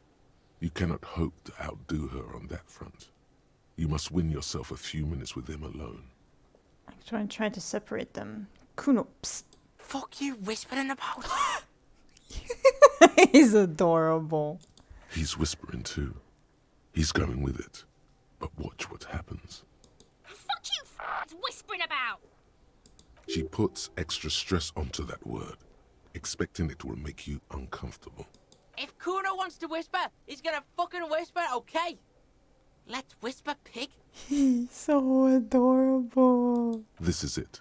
You've got him. But be careful. You can still fuck this up. Don't make CUNO look bad in this. I don't want to fuck this up, dude. Oh. CUNO, listen to me. She's trying to control you. We gotta get you out of here. It's okay. The pig's trying to pit us against each other. No. Not gonna let him do that. Idiot. You bungled it up. No. That's it. You let him off the line. That was a bad, manipulative thing to say. Oh. You should understand. I got you this far. No. I couldn't get you all the way. No. Try to fuck my CUNO! Try to fuck my CUNO away! Me and CUNO are tight. We ride for life. Okay, try it again. What's going on? Is an ungovernable youth on your crime scene, throwing around incendiary language, trying to push your buttons, like you don't have enough on your plate. You feel a sudden surge of self-pity coming on.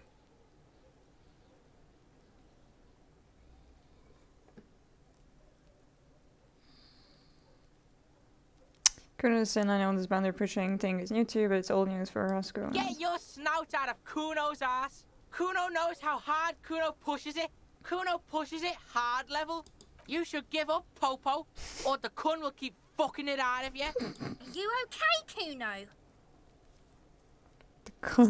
The Kun has her confused. That went wrong. I know. He took it as a compliment. Oh. Then he had a minor seizure. CUNO doesn't fucking care. No. I didn't know what to say. No fucking way. Okay, I'll go to Tommy, because he's close. After that, I go to sleep. Make way for the master poet. What do you see in his eyes? Ease into it. Come on. Don't go too far. This seems like a person. I'm okay, man. Maybe the... Fuck, does CUNO Oh no. I'm not sleeping here right now. I'm sleeping on the other place. I wish I could fast travel. No, I really didn't know what to pick, man.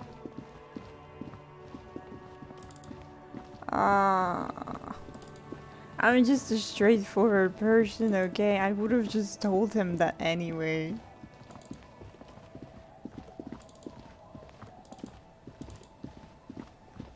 CUNO doesn't fucking care.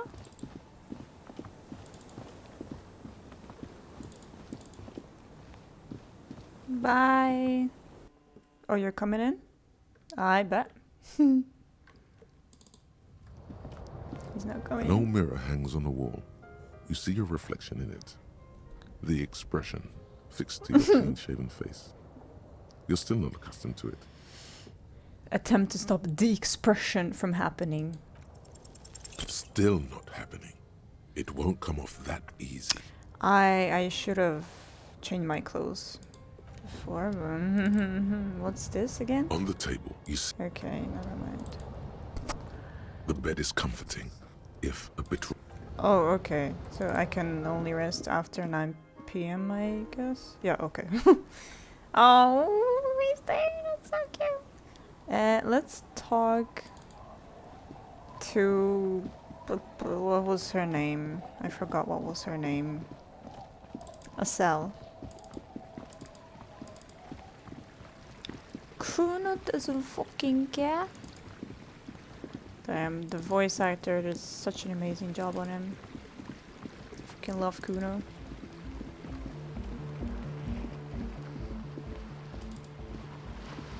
Hello again. Alright. The device is still warm from her touch and heavy as a brick from the batteries inside. The company logo, Omicron, adorns its yellow plastic cover. Inside, the tape is rolling. The girl looks at the device in your hands. I'm sorry you have to sit here on the ice feeling miserable at your age or at any age in this weather waiting for it to get dark. She looks you in the eye, her pupils wide, surrounded by a ridiculous amount of makeup. The people who built this world intended it to be better for you, but they failed. It is easier to live in their failure with this by your side. Tap on the tape recorder. The wind howls. She remains silent. It's real. Tell her. It is not a childish fantasy. It can be a real weapon against what's coming for you now. What is? Shoulders shake a little. Nothing if you got this. Don't be scared. I don't know what he's talking about. Okay, I'll stick to it. So, thanks, I guess, for the psych session. I guess that means we're even? She smiles a little. She means your little talk before, after your breakdown. It's all right, she means to say. You return the favor. Cute. So...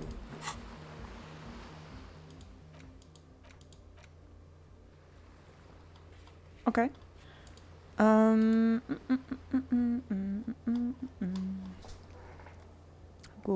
more and more and more and more and more and more. Okay. Aha, come on.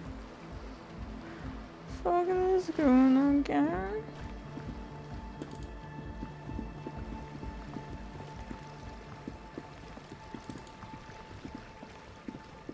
Okay, let me find the other thingies, because I have no clue where they are.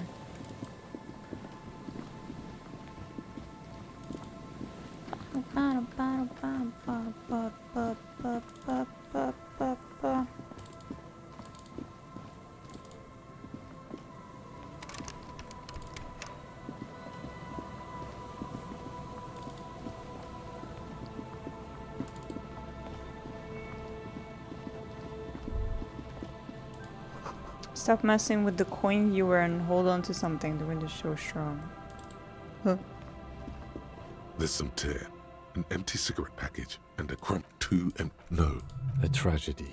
He shakes his head. There's However, nothing more Red here. Astra. You see, it's hard to... Yeah, there's nothing more here, so why is it still interactable with? That's weird. The fuck is CUNO? Sorry. I'm obsessed with that line for some reason. Oh man. Okay, what can I try my luck with? I don't know what this is. The church doors are open. Okay, was the warded door the one at Plaisance? I think should have been that one, right? Okay. Abandoned lorry. I have no, I have no clue which one that is. Padlock door. I have no idea. Bar door. I have no fucking idea.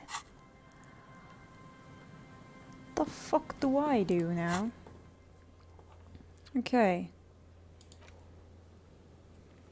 Yeah, no.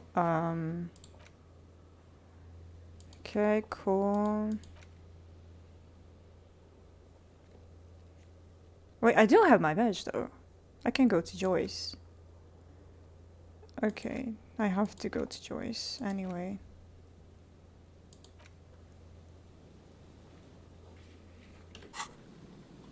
Oh yeah, I think I did try to call Alice back, but oops. But then, like this morning, but then she still didn't have an answer. So yeah, I think I had to wait for like the whole 24 hours, I guess. Alright. Let's go to Joyce.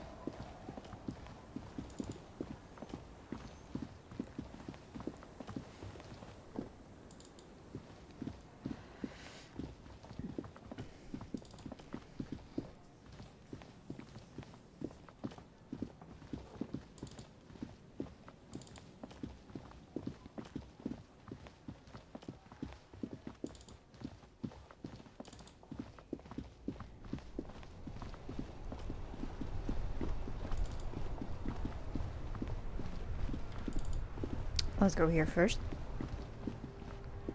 Inside, you see a set of steering levers, a radio microphone, a pull-out. This is Precinct 57. How may I assist you? Yes.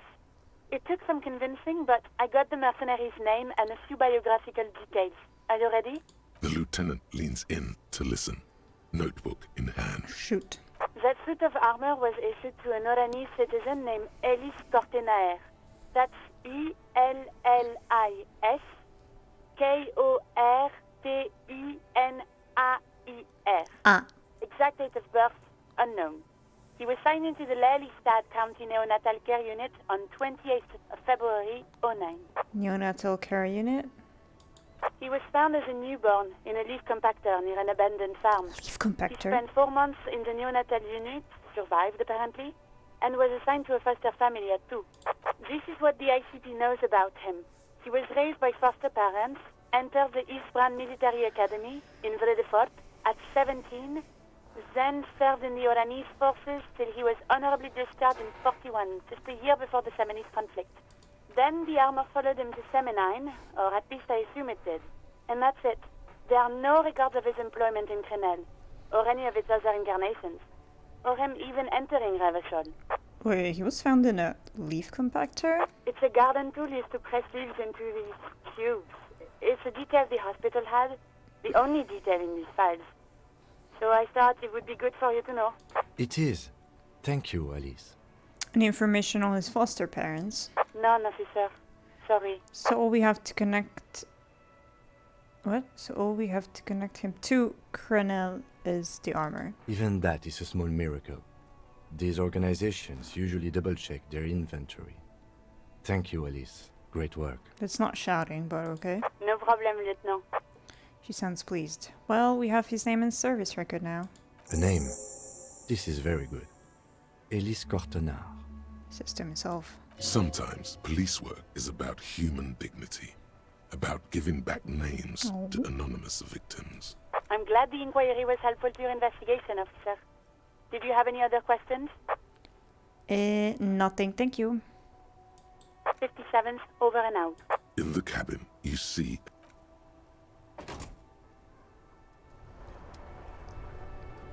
Wait, I do have the fuel to paint. Or have I done it? I'm so fucking lost. Can I give her the scarf? Hi, Ace Detective. Damn it. Are you here for more books? No. I wanted to give her the scarf. Oh. I have to go here to Joyce anyway, so... Yeah, okay, I can paint now. Paintbrush? Check. Heavy fuel oil? Check. Woohoo! Now the only thing left to do is paint the wall. The paintbrush in your hand is like a loaded revolver. What will it be, Desperado?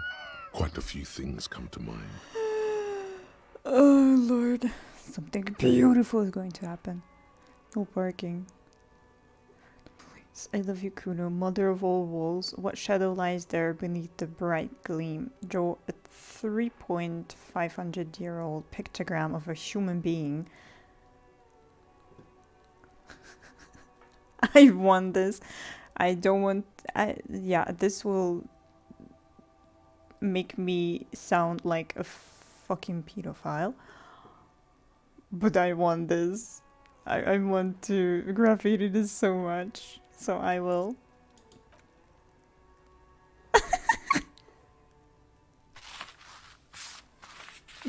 I'm not sure he can read though. Oh, it looks so good though. The wall will now silently repeat the Yay, message say 5 for a art decade cop or so, lines. until the sea air degrades the paint, adding another layer of detritus to the city. Alright, what will Kim say to this? Very poetic. Real poetry. Should we return to our murder investigation? Shut up. I hear there's a really bad one we are supposed to solve. Oh. Hey, yo, Kuno. The cryptozoologist camp and the boathouses west of the field. Huh?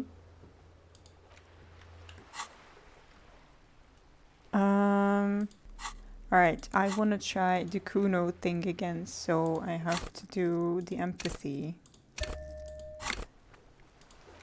What does CUNO care? It was on the bottom this time, I don't know why. Yay, let's go. Wait, am I wearing the empathy stuff?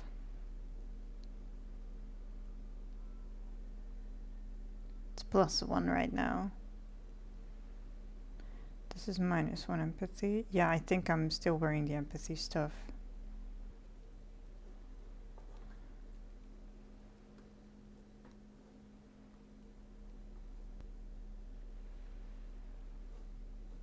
I'm not wearing a shirt though. Alright, I will try again. Do you like my art? Hello again, officers. Aw, come on.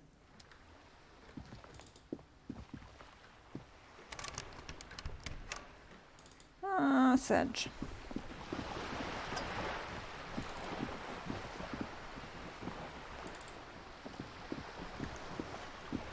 You're back. Good.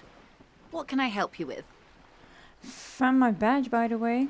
By love, you did. She inspects a piece of blue plastic, her eyes scanning from left to right. Fast, observantly, like an electronic printer. Will she memorize it and use it against me?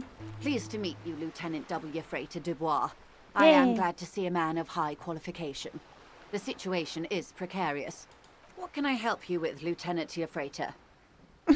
Seaweed drips from the badge in your hands. It smells of fish. How about you share your information on the lynching? Yes. Now that you've seen his badge. The goalposts have moved, Lieutenant. In the absence of the badge, I have informed my employer there will be a probe. I cannot rescind that promise. To my knowledge, the drivers are still at the roundabout. I will tell you everything I know when you've finished with them. This is your plan all along. My plan is to share information. The only way to do that now is by telling my employers you've kept your end, which I hope you will, because let me tell you, we are in dire waters. Meaning, the information she has will raise the stakes in this game. The sooner the probe is finished, the sooner I can share crucial information with you. Now, is there anything I can do for you in the meanwhile? Yeah, I spoke Tea, perhaps? with the lorryman at the roundabout. Yes, my eyes on the harbour have sent word to that Yay. effect. What have you discovered? Where exactly are these eyes located? It doesn't really matter. And I do apologize for the surveillance. Hmm. Wild Pines can't afford to be blind at a time like this. One of the tall buildings overlooking the roundabout, most likely. That would give them a read on the entire quarter. In any case, it's a relief to know someone has looked into it. If I may ask, will there be an official investigation? I assume you discovered there is an operation. She's trying to conceal her excitement, but the slight glimmer in her green eyes tells you otherwise. If there is an investigation, it will be part of an ongoing operation, subject to confidentiality. Yeah, I'm good. sure you understand. Of course, detectives. In any case, you've held up your end of our arrangement. I trust you with the rest. Good. Now it's my turn. I wouldn't normally break protocol like this, but the situation demands it. If you don't solve this murder, I'm afraid we may have a bloodbath on our hands.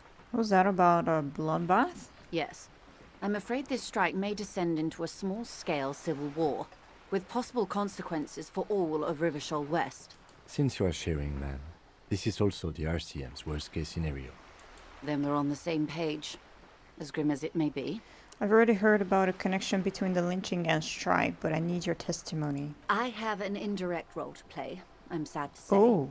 My employer experienced a momentary lapse of faith in me. In that moment, they elected to deploy a private military contractor as an insurance measure. They called it my security detail. Momentary lapse of faith? They were dispatched after I relayed the union's initial offer. Every worker... A member of the board. I tried to convince my employer it was simply a piece of rhetoric or a joke. They did not appreciate the humor. Do you need a security detail? Absolutely not. These mercenaries are muscle, pure and simple. They are meant to intimidate the Union into surrendering. Who are they, exactly? Crenel, an Oranese military company. As far as I know, 3 arrived in Martinez. They report to me sporadically, but they do not answer to me. To be frank, our relationship is deteriorating. They wear ceramic armor, have semi-automatic weapons, and years of combat experience. They also have trauma and stressor disorder, and no idea how to conduct themselves in an urban civilian environment. So, what happened? The story is, one of them, the Colonel, I don't know his real name, sexually assaulted a local woman while he was drunk and separated from his unit. This allowed some of the more militant Union members to subdue him. He was taken out behind the whirling in rags and lynched last Sunday night. What then? Nothing. Mr. Clare refuses to let me into the harbor. I have not been able to discuss this matter with anyone there. The remaining 2 Crenel contractors carry out their orders, for now. No? It's a smokescreen. In secret, they are conducting an independent military tribunal into the lynching. Once this investigation is concluded, executions will follow. What is the nature of this so-called investigation? Whether to execute one, some, or all of the Union militants. I have to say, this is not disco. Boy, oh boy.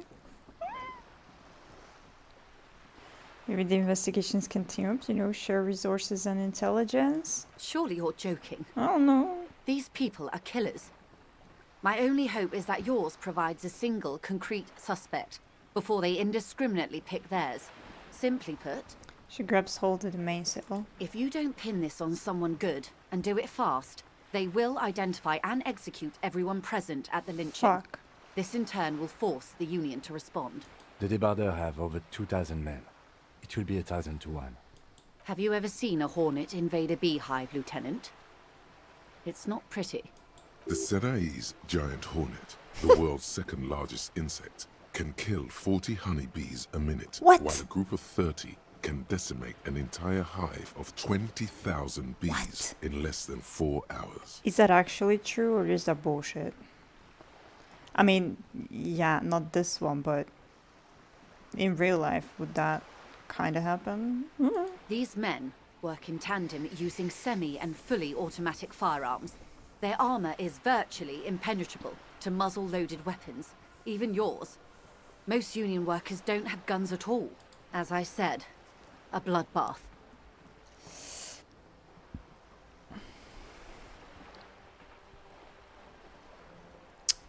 Isn't this a pretty bleak scenario you're describing?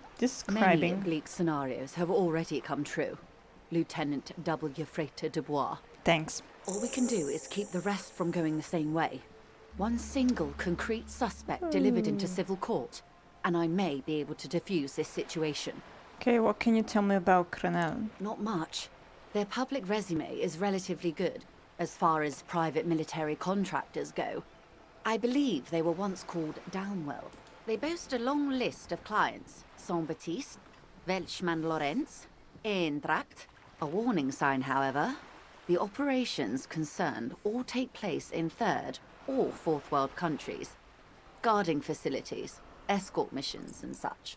Meaning they're used to operating in war zones. Yes. All the good conflict corridors. Supramundi, Yesut, the Seminese Islands. Countries that don't have a good record reporting atrocious military conduct on their soil. Okay, anything else you got on them? Sadly, no. Before this happened, I had little interest in them. Now that I do, I don't have the resources. She thinks. If you still have access to the ICP's database, you could run a better background check than I ever could. It may take some time, though. She thinks. Do you know a lot about the inner workings of the RCM and the ICP, man? In my line of work, it pays to do your research. I was prepared to deal with the RCM. I did not think I'd be dealing with a group like Crenel. Could you contact the company, tell them to call them off? I have. And they will. However, these orders take time to reach what is basically a rogue unit out in the field here. Until they do, it's all on us. She's being truthful. She is pressing them as hard as she can. You said the deceased assaulted a woman. Or he didn't. This is information passed on to me from some teenagers loitering around the canal. I cannot testify by it. Who did the passing on then? The remaining contractors. Their tribunal. It's what they believe. What did these teenagers by the canal say? That the man was killed because he assaulted a local woman. I've asked around a bit. This seems to be the accepted story around Martinez. This does not come as news to us, but still. To your knowledge, where did this assault take place, if you know? Last Sunday night, at the Whirling in Rags, the hostel by the gates. Supposedly, the colonel was drunk, maybe on narcotics too. Either way, he's alleged to have sexually assaulted a woman. Sometime later, a group of dock workers got their hands on him.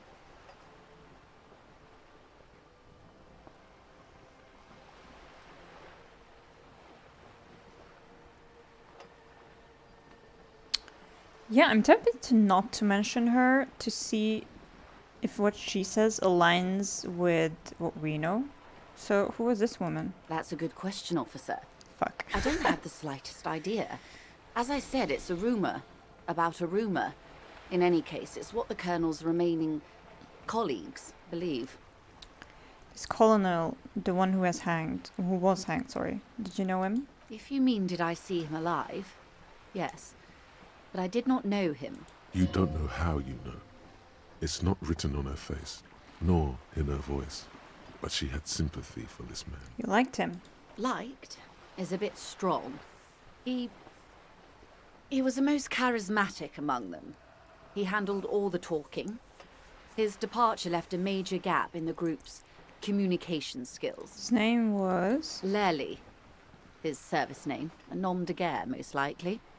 He wouldn't divulge his full name. Only one of them did. A bad sign if there ever was one. Tell me about the others first. One is a man. Corty, they call him. A nickname as well. The other a woman. Phyllis DePaul.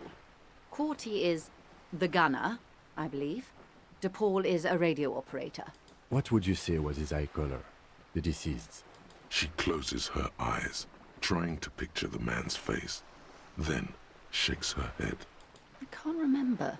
There's a pang of regret to her voice. The lieutenant was testing her, asking a small detail first to see if she knew him better than she let on. She passed. That's all right, man. Anything else? Nationality? What would you say was his age? He was 40. Or 50. It's hard to say which. He had a combat injury on his lower jaw. It made it difficult to estimate his age, or gauge his facial expressions. He was 42, as we know. This matches the dental reconstruction we saw on the body. And Glacier also mentioned it, I believe. What else? Nationality? Accent? He was, Occidental, I think. Light brown hair, a mixed accent. Oranese. Or Messinian, maybe. His injury gave him an accent all his own. In a way, it was humanizing. He had to learn to speak through it. Through the injury. That's all I know, I guess. I only met him once. Where are the remaining two mercs now? They've gone to ground, as it were. I don't recommend seeking them out. For one, they're almost certainly armed to the teeth. They don't have the same respect for the Revachol citizens' militia as I do. To put it bluntly, they think you're vigilantes. Ghetto savages. It will not be a fruitful meeting.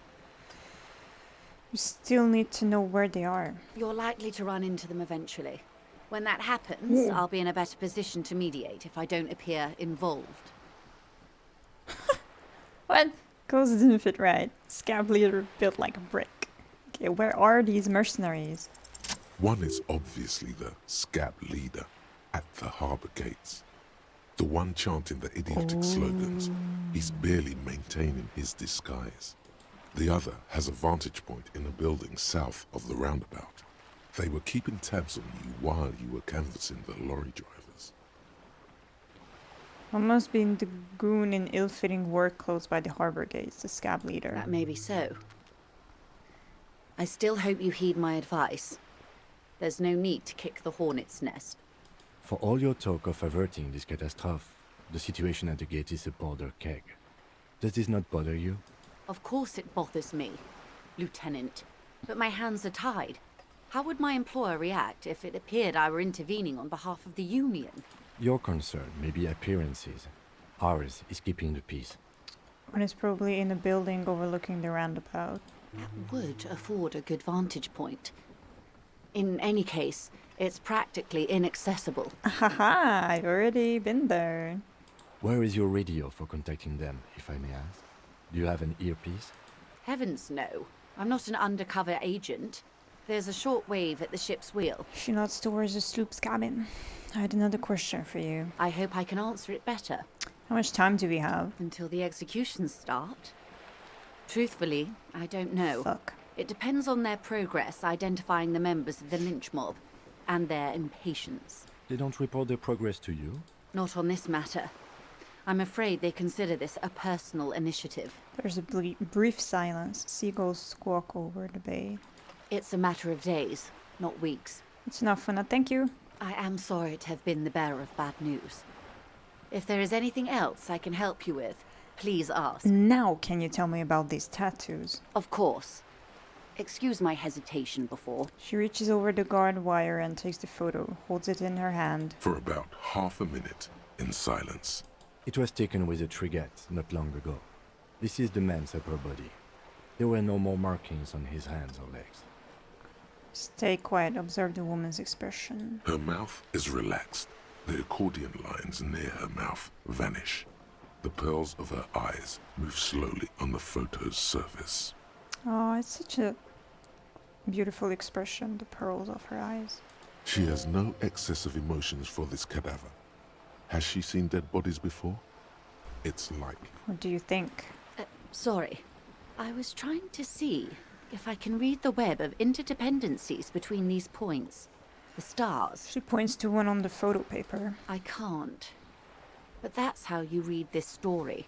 The points themselves don't have letters, numbers, anything. Their size, location on the body, and distance from each other tells you what they represent. Like stars in the sky? Close. Port cities. This is an Oronese map of the waterways, a sailor's tattoo worn by wayfarers of the Dolorian century. Over 300 years ago, the sailors would mark their bodies to map their travels. What is the use of this map? The sailor's soul would use it to fly back home if they should die abroad. Huh. This is a sort of contraption to be reeled back in by. The silver cord, they would call it. What travels did the dead man make? Quite a few. Vredefort, the Oronese capital, traditionally stands on the right shoulder. He started somewhere near here, I think. What next? Then he made his way to the Pretto Grande, through what I think must be the Stutz Canal, an artificial channel through the Occident. From the Pretto, he sailed to the Insulindic Ocean, first the Semines Islands, then this. She points to his heart. What is that? Revachol. Those are the two constants. Vredefort on the shoulder, and Revachol in the heart.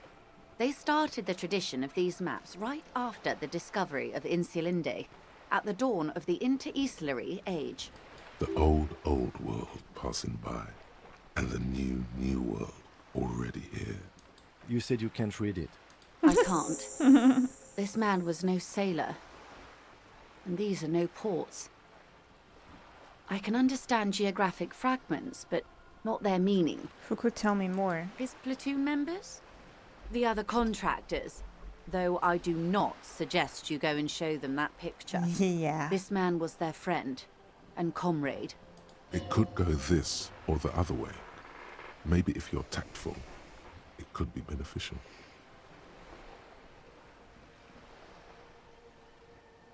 I need the information. Do what you have to do, Detective Dubois. I don't think deciphering that tattoo should come before Tutu. public security. But if you should wade into the mob to find out, I couldn't stop you. We will be careful, ma'am. That's all for the tattoos. Thank you for your help. Is there anything else I can help you with? You seem smart. I need someone to give me a lowdown on this reality we're in, huh? This reality? She pulls her foot closer around her neck. Yes, reality is your side case. An experimental side case. What? It's related to that medical episode. I have trouble remembering even the most basic terms of reality. Ah, yes. The episode. Sounds like an acute case of encephalopathy, now that I think of it. A what? She puts down her thermal cup and looks at you. Don't be phased, madame. He functions perfectly. He only needs a lowdown on all of reality. We may be here a while then. Aye. Ask away, officer. I'll help however I can. All right, we're in. I know these all look good, but begin with the first, okay? Where are we? We're in Martinez, baby. Baby? A casual term of endearment popular among the 50-plus crowd. It's a disco holdover, pay it no heed. I'm a disco holder, What is Martinez? Martinez is a district of Revachol. A very small district tucked away near the industrial harbour. North of the 881 and Jamrock. You would be excused for not knowing about it. Unimportant, they say. Forgotten, even. Shelled to smithereens during the Revolution. It has its charms, just not this time of year. You mentioned the sea. What sea is this? It's not really a sea. It's the Bay of Revachol.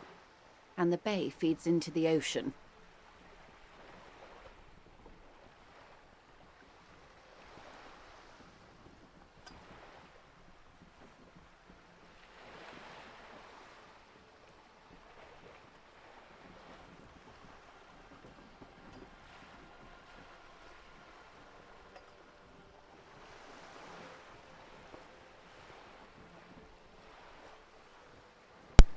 Sorry.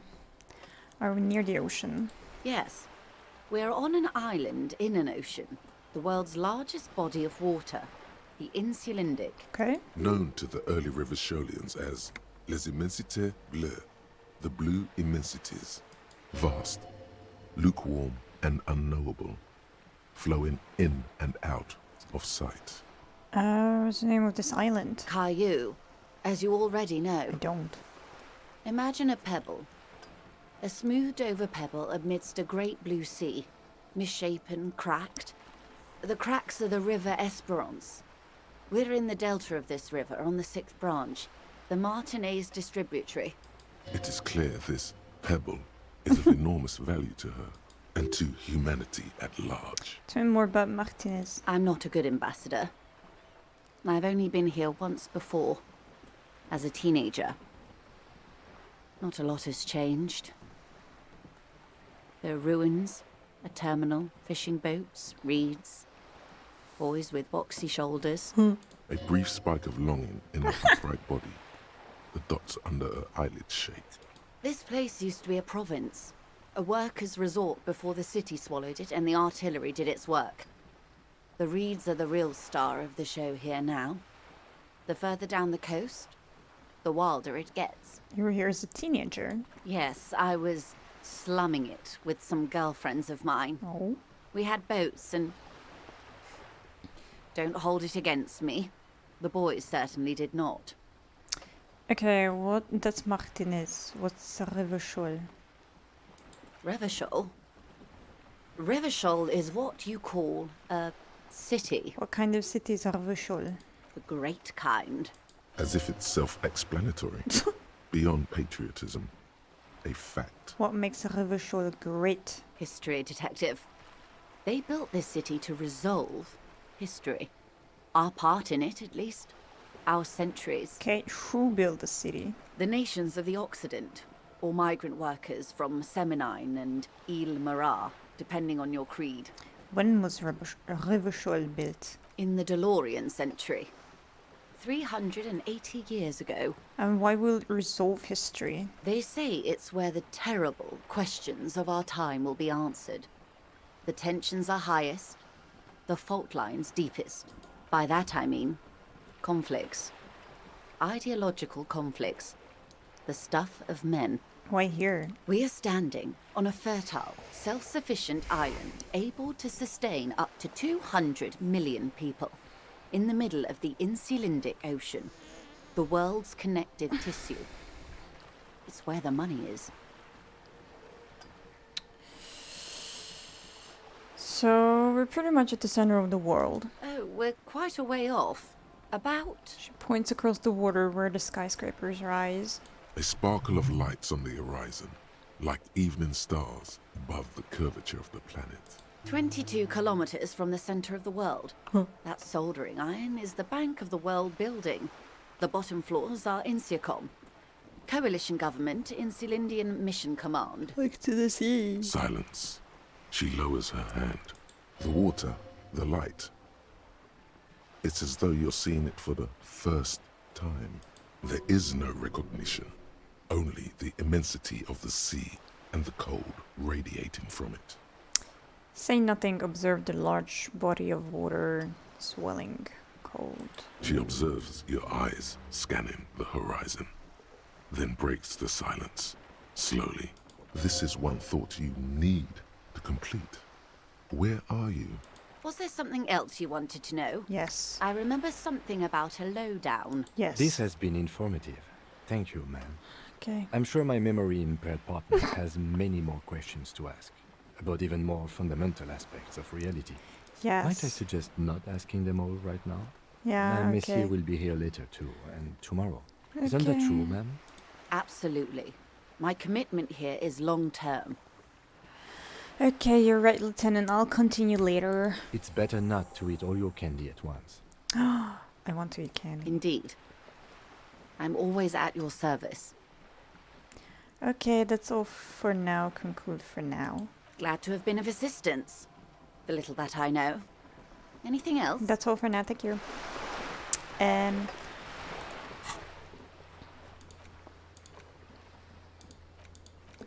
Okay. Okay.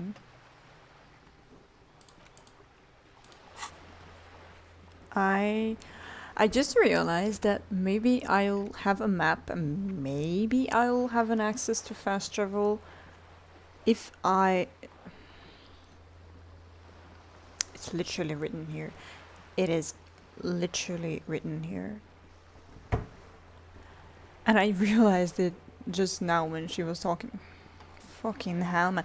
It's literally written here. I'm so fucking blind. Alright, perception. Okay. Yeah. Let's do that. Fucking hell.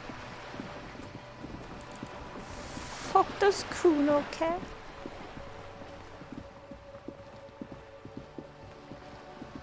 Okay. I will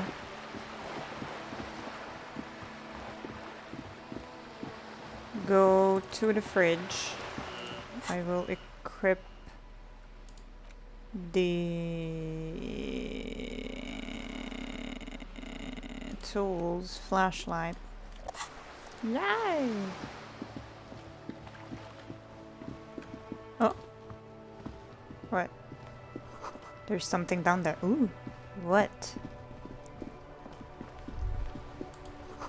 The musty smell of a potato cellar in spring emanates from the air vent. Huh. I wanna pet the box. The dented yellow mailbox greets you with its graffito and bullet holes in Good the front. mail delivery box. Pet. The box seems happy. Wow, it's so cute. Alright. Fuck CUNO care? Fuck does the CUNO care? CUNO saw you wield that can. Sweet graffito action, pig. CUNO likes that delinquent shit. Oh, he can read. Thank you, CUNO. I really appreciate it. You're still a dink. Now what's your case with CUNO? He says without malice. Oh. Oh. Charles wants to figure out, find a way to connect with him. You were too pushy last time. Yes. Think this through. Okay. Try to really understand the psychological bond CUNO has with CUNO-S. Okay, so what's the deal with CUNO-S? Just look. While CUNO has no problem being near you, she always hides behind the fence. Yes. She came up with that psychopathic scheme Yes. also. Yes. All in all, Kuno respects madness. Kuno, psst. Fuck you whispering about? He's whispering too. He's going with it. But watch what happens. Fuck you whispering about! She puts extra stress onto that word, expecting it will make... If Kuno wants to whisper, he's gonna fucking whisper, okay? Let's whisper, pig. He's so adorable. This is it. You've got him. Okay. But be careful. You can still fuck this up. Don't make Kuno look bad in this. What's up with her? She's terrifying, crazy, scary. Crazy? You don't know the half of it. She's not crazy. She's insane, dangerous. She's smoked a man. She's done people in, probably even pigs. Stop talking to him! Kuno, I'm fucking warning you! You're gonna get us into shit! She understands what you're trying to do. Yo, see? Did Kuno not tell ya? Kuno told ya. Kuno talks to whoever he wants. Talk, pig. Kuno's got it under control. You're just down again. You did it. They're separated. Okay. He's even turned his back to her, so she can't read his lips. Fuck. She can read lips. You should cup your mouth. Okay.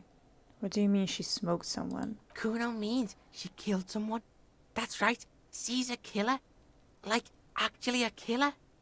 His little green eyes are fixed on yours. He's meant everything he said before. But right now, he not only means it, he is sincere. Really? Isn't she too small to overpower someone? Are you getting this? You think I'm fucking telling you a joke here? How hard do you think it is to kill a fat ass? Sweet talk him, then knife him. Whoa. She's probably killed a pig too. I mean, I'm pretty sure she has. Okay, how many cops has she killed then? Forget Kuno said that. Kuno was just shitting. Kuno was just running his mouth. Kuno's stupid like that. He feels eyes on the back of his head and stops. A cop would be too large for her to overpower. But a determined child of her size can still kill the vulnerable, the elderly, the homeless, or other children. No. No. The creature peers at you both from over the fence. There is something searching in her eyes. Kuno, do you think it's possible that she's killed other children? Kuno falls silent. No. He does not look at you when he replies. Kuno, there. That's it. That's what Kuno is starting to think, yeah. No. We gotta get Kuno out of here. Don't move your head. Just from the corner of your eye, look at her. Okay, look at her. Though her friend spoke too low for her to hear, Kuno S is not smiling anymore. Do you think she has anything to do with the dead man? Yeah, she would have liked to fuck him up, but she didn't. Kuno wasn't around, and C was with Kuno. Where were you? Look, Kuno's gonna put you at ease. We didn't do it. He speaks the truth, my liege. You said she's insane? Yeah, she's psycho. None of that kiddie psycho. Cat burning shit. No. She does the real deal. What's the real deal? Snuff radio shit. Believe me, pig, you don't want to know. And he doesn't even want to think about it. This isn't just another boast. What's the language she uses? Napokimpi, Figari, whatever. Fuck knows. She says it's the song of her people or some shit. What people? Crazy people. The fucking Nakis. I don't know. Sounds boreal, like something from the tundra and tiger-covered cutler, Isola. Far, far away from here. As far as possible, really. Do they have red-haired people there? You mean evil little red-haired people like her? Yes, they do.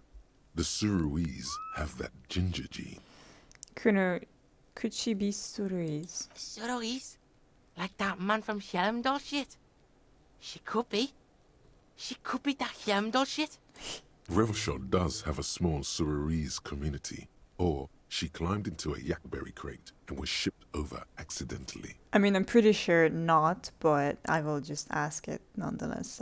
Is she your sister? Fuck no, she's not my sister. She's just a stray who got in.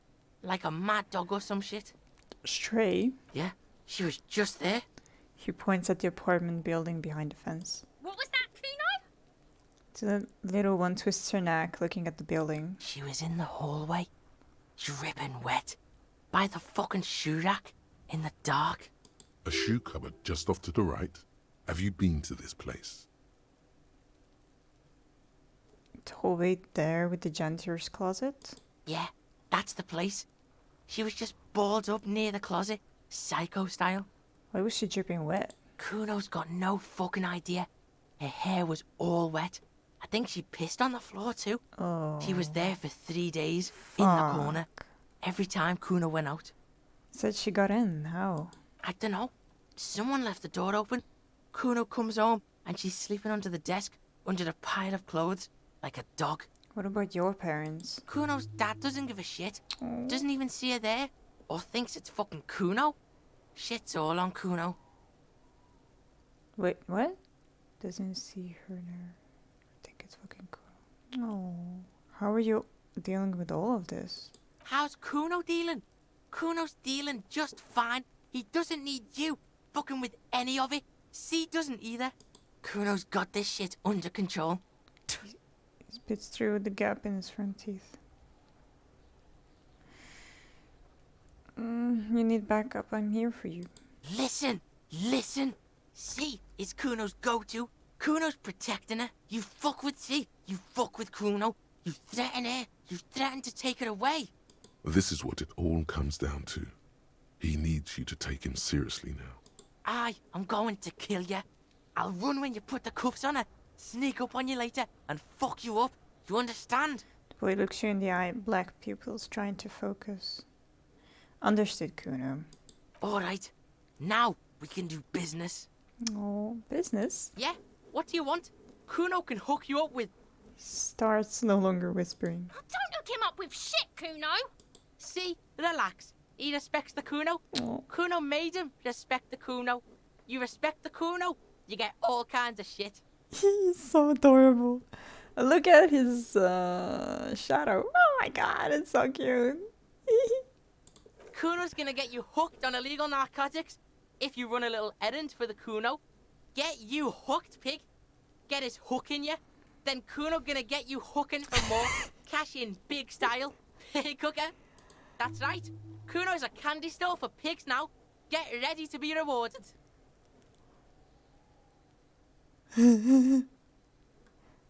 Okay,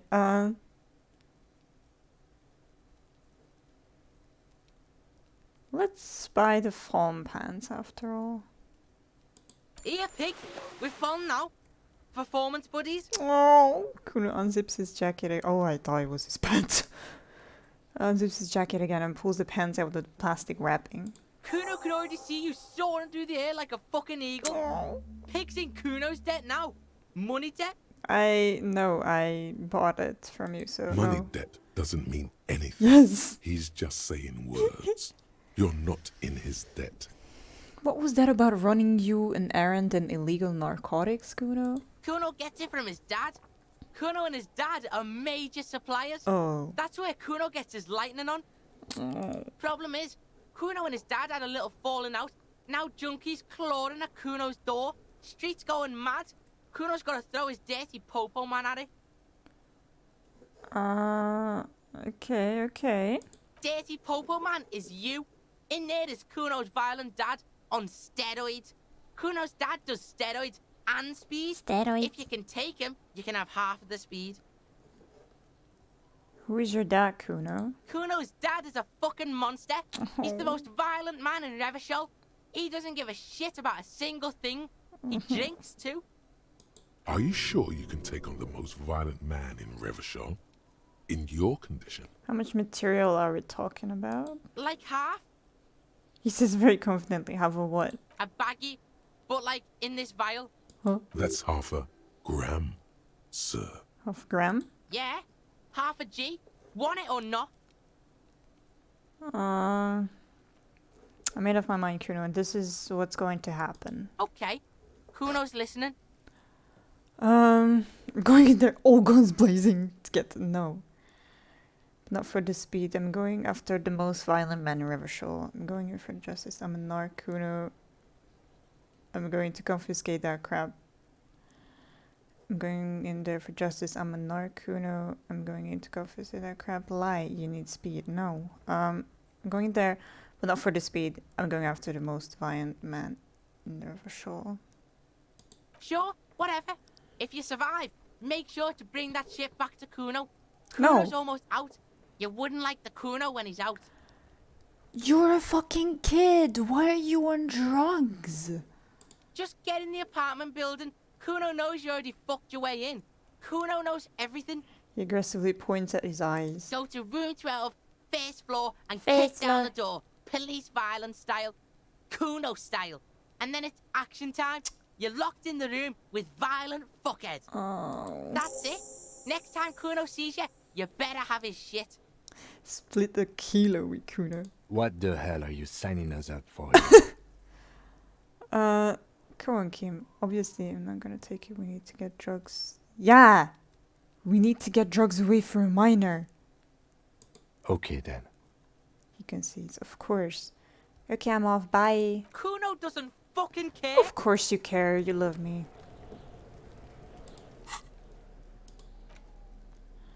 Sick pants. Oh, I look fresh. I look fucking fresh. Okay, I can try Tommy again and ice bear. I want to do the ice bear fridge. Just to make sure. Just to fucking make sure. Okay. Can you fucking go? That would be amazing. CUNO doesn't fucking care. Okay, ice bear fridge, ice bear fridge. What? Where the fuck is? It's there. The bear's eyes are still glowing red. It's guarding over the freezing corpse hidden inside its belly. Okay, please. No. You touch the dead man's body. No. His skin is cold, light blue and... It'll come to you sooner or later. At least he's safe here until then. Shoot, Looney Rooney. Do you like it in the fridge? I like it a lot, brother. This really is your finest hour. You're a genius. A regular Corporal Angelo. The fuck? Come back later, Corporal. I will. Amuse yourself with my frank manners and my memento mori features. If possible, also, see me in your dreams. Try to remove the dead man's boots again. I thought we decided to leave it to processing. Okay. Let's not turn this into some kind of circus. Fine. This is turning into some sort of mega puzzle. Okay, so you can sneak out of your room maybe. No. After he's gone asleep. No. Let's go. Let's just fucking go.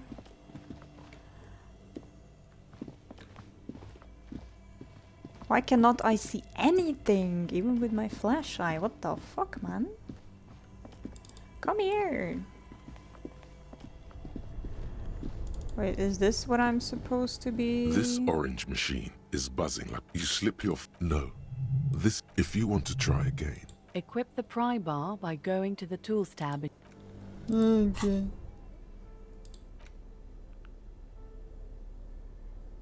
Oh, tools. Fucking idiot. This orange machine is buzzing like an old submarine. It has a hand-cranked ice cream. The ice squeaks beneath. You see the pry bars. Yeah, well, that's a good pry bar. I'm not criticizing it. But this ice cream... I have no idea, officer. This ice cream maker isn't Sooner or later. Fine.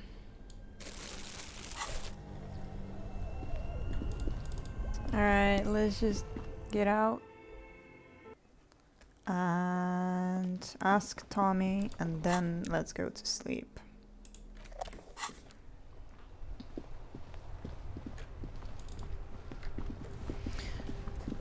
Make way for the master poet. Do you see his eyes? In his eyes, Woo! an unfamiliar longing.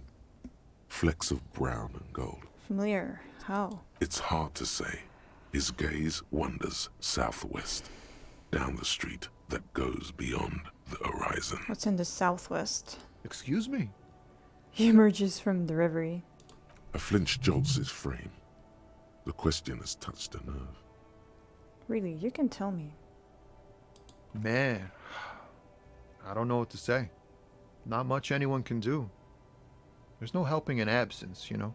I miss my family. Oh. They're all I have. My wife, second kid on the way, waiting all the way in Diora. And here I am stuck in this shit, so far from home. Diora? Diora of the Seven Seas. It's on the other end of Le Caillou, pretty much. On another island called Laurentide, off mainland. We've got a little place there. Can almost hear my kid laugh when it snows. What's it like to miss someone? What's it like? Good. And bad. Yeah. An ache that brings you joy. I think of them a lot. I dream up these silly scenarios in great detail of living with them. It comforts me. What about you, Cop Man? You missing someone? Is that what it is? This feeling? No, it's scarier than that. You're pursued by a hunter, smelling of apricots and sorrow. Oh. And the past. I miss someone, but I don't know who it is. I feel for you, my friend. It's bad enough to know who you miss. Missing like that doesn't feel like it has much of an upside. But, thanks for this. Oh. It's nice to talk to someone. And I know it wasn't easy to ask. Yay. I hope you find your way through your own troubles. Thank you. Okay, now I can go to sleep. Alright, I'll leave Kim in the whirling rags. I'll escort him up to his room. Can I sing again?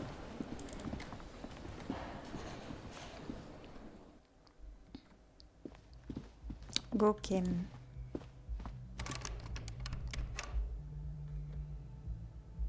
Okay.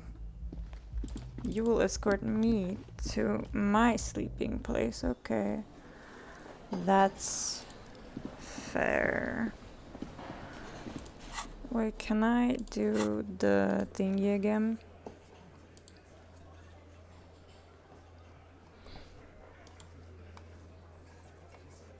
The cafeteria window, yes. Perception sight. Alright. I need to up my sight. Any minus sights? No. Any plus sights? Oops.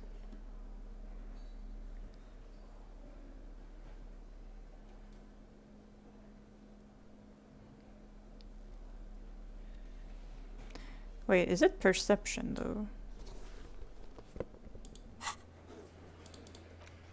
Yeah, perception, okay. Never mind me.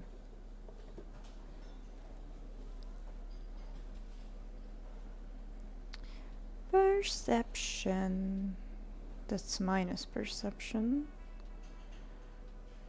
I need to check for yellows. Reaction speed, that's not it. Okay, that's all I can do for the thing. Let's try. Behind the dockworkers, yes, you see 2, maybe 3 bushes. There's a yellow ribbon Let's tied to go. one of the branches. Light yellow, faded with time. A tiny splash of color in the blackness of the thicket. Hanging from it, a bronze key. Ooh. Someone hid the key in the bush and attached a yellow ribbon to make it easier to find. Ooh. It's close enough to the latch up there. One can slide it open and just take it. Surely not a coincidence. Someone see the key in the bush. Point at the window. Huh?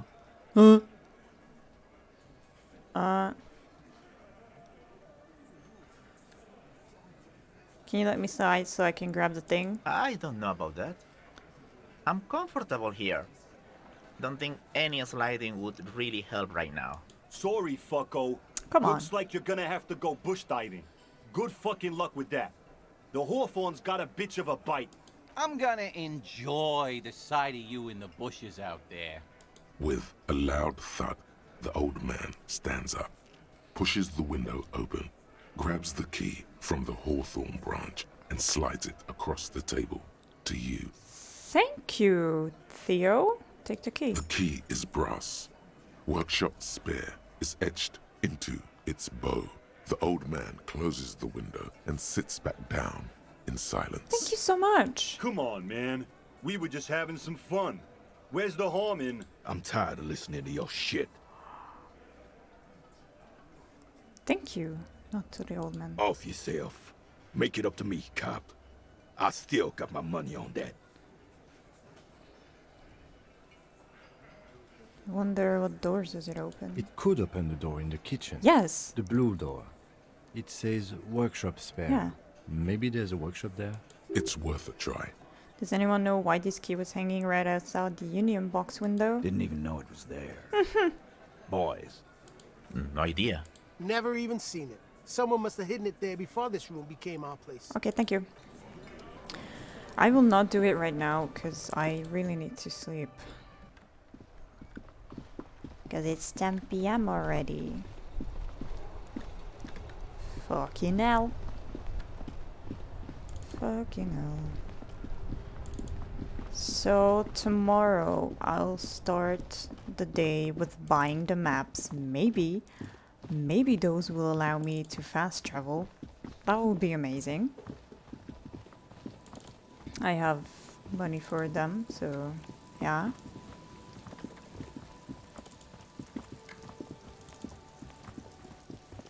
I'm so hungry. But food is still not here. Okay, bye Kim.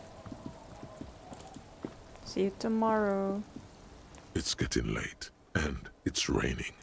Time to call it a day. Send to me. Good night, Kim. Good night, officer. We'll meet in front of the shack in the morning. Bye.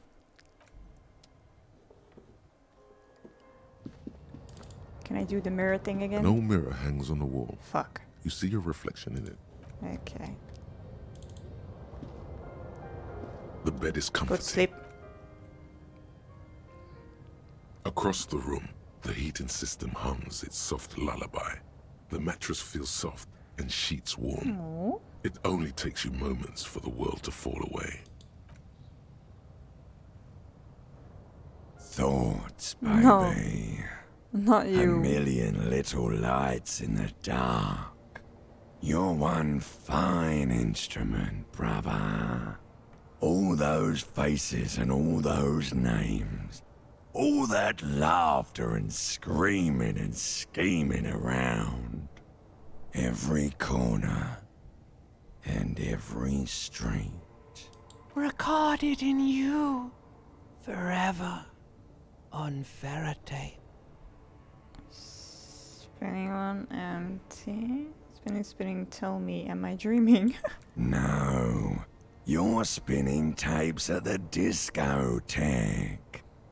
The great unceasing disco of the mind. The flash. The bang. The endless learning experience. Spinning on empty. On and on it goes. For untold hours. At the disco where you first asked her to dance. Rising. Rising. Above the dark curvature. The great wingspan of sleep. Studded with stars. Behold, there are millions of them down there. The first time. The last time. The smoke in her mouth. The plotted flowers. Plotted? The faces turning, changing. What is it? It's the world, Harry boy. And you're made of it. Every day you're out there, you make more of yourself from it. I'm afraid you can't be unmade now. You can never forget this shit. The colors, the voices. All stuck on loop. Whirling, spitting out words and images. You're the son of the world again. Harristar, a ceaseless agent. Picking up litter and old newspapers. Collecting your little bubblegum wrappers and idiotic picture postcards. Bro. Meaningless keepsakes. Reading your awful letters and recalling things, aren't you? The endless names of the world. An address book you are. The map of a city. That's right, I am an agent of the world. You'll go insane if you keep going like this. One more day, and you'll be in the loony bin. I just know you will. And for what, brother man? For the greater good. Solving your little crossword puzzles. Doing your tasks. Crossing names off lists. Trying to become some sort of world detector. It won't make it okay. It won't put smoke back in her mouth. Making progress, measured steady progress. There he goes again. He's a real political animal, our Harry. He still doesn't see that it's the world changing around him. He's got no idea what he's in for. Feel the pillow under your cheek. Beep, beep, beep. The alarm is ringing, Harry. The disco circus goes on and on. You barely slept 3 hours last night. Sad. Do it for the picture puzzle. Put it all together. Solve the world.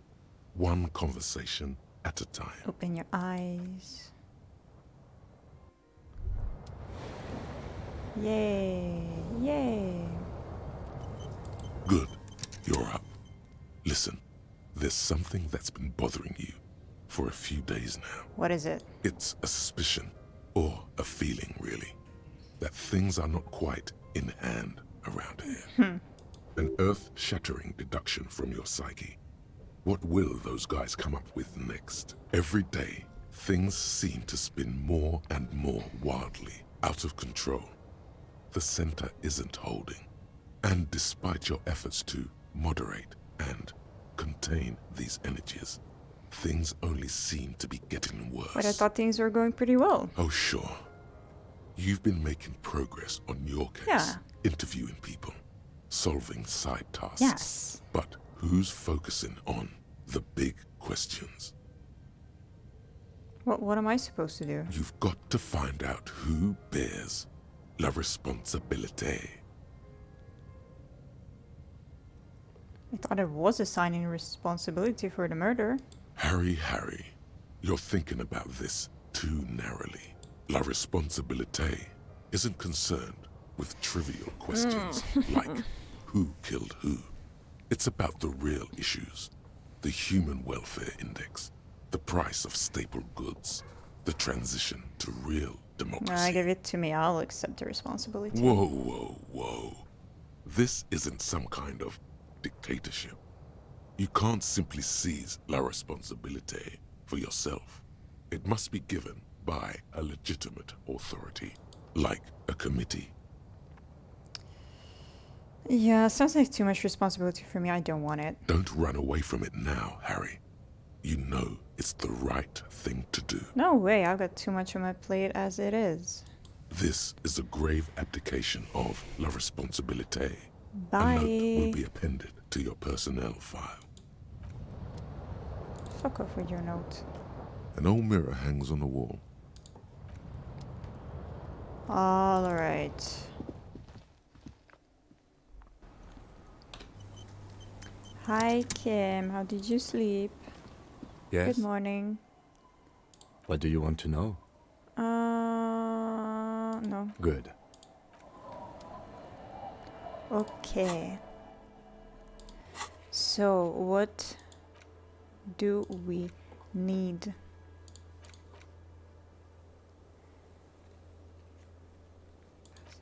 Yes, okay. No. Okay, I don't have many tasks, that's good. Civilian in the nameless fishing village down the coast to sign Everard's document. Once the signatures are secured, mail the document to Everard's account and use in the mailbox.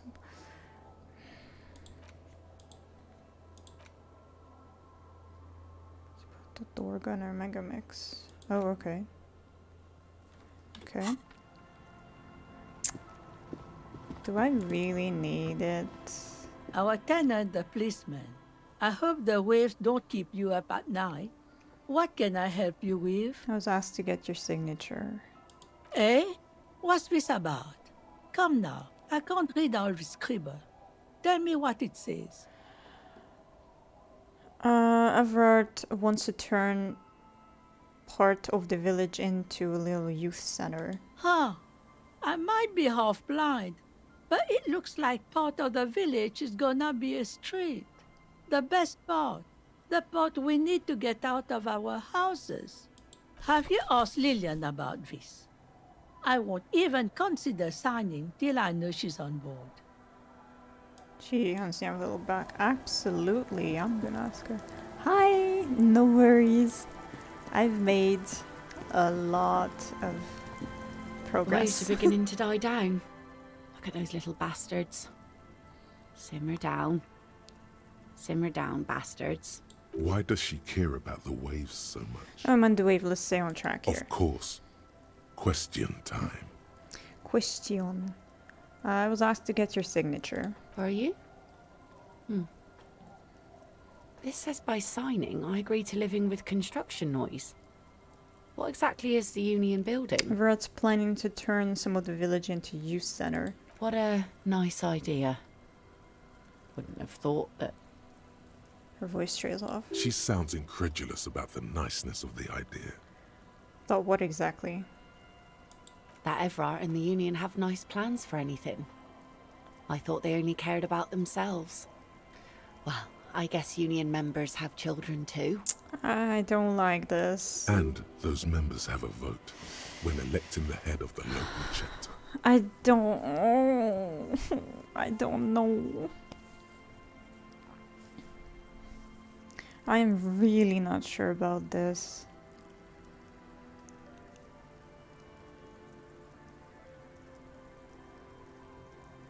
Fuck. Give me advice, just a tiny little bit of advice. If I should be taking this or not. Just a tiny hint. Because I don't want to make a bad decision. Pick 2. Okay, thank you. Second thought, don't sign the papers. Aye, if you say so. Probably better that way. I mean, who likes construction noise? Thank you. Bye. Alright, I'm gonna check the crab thingies, which are not crab thingies, but they look like crab thingies. Ooh, what's this?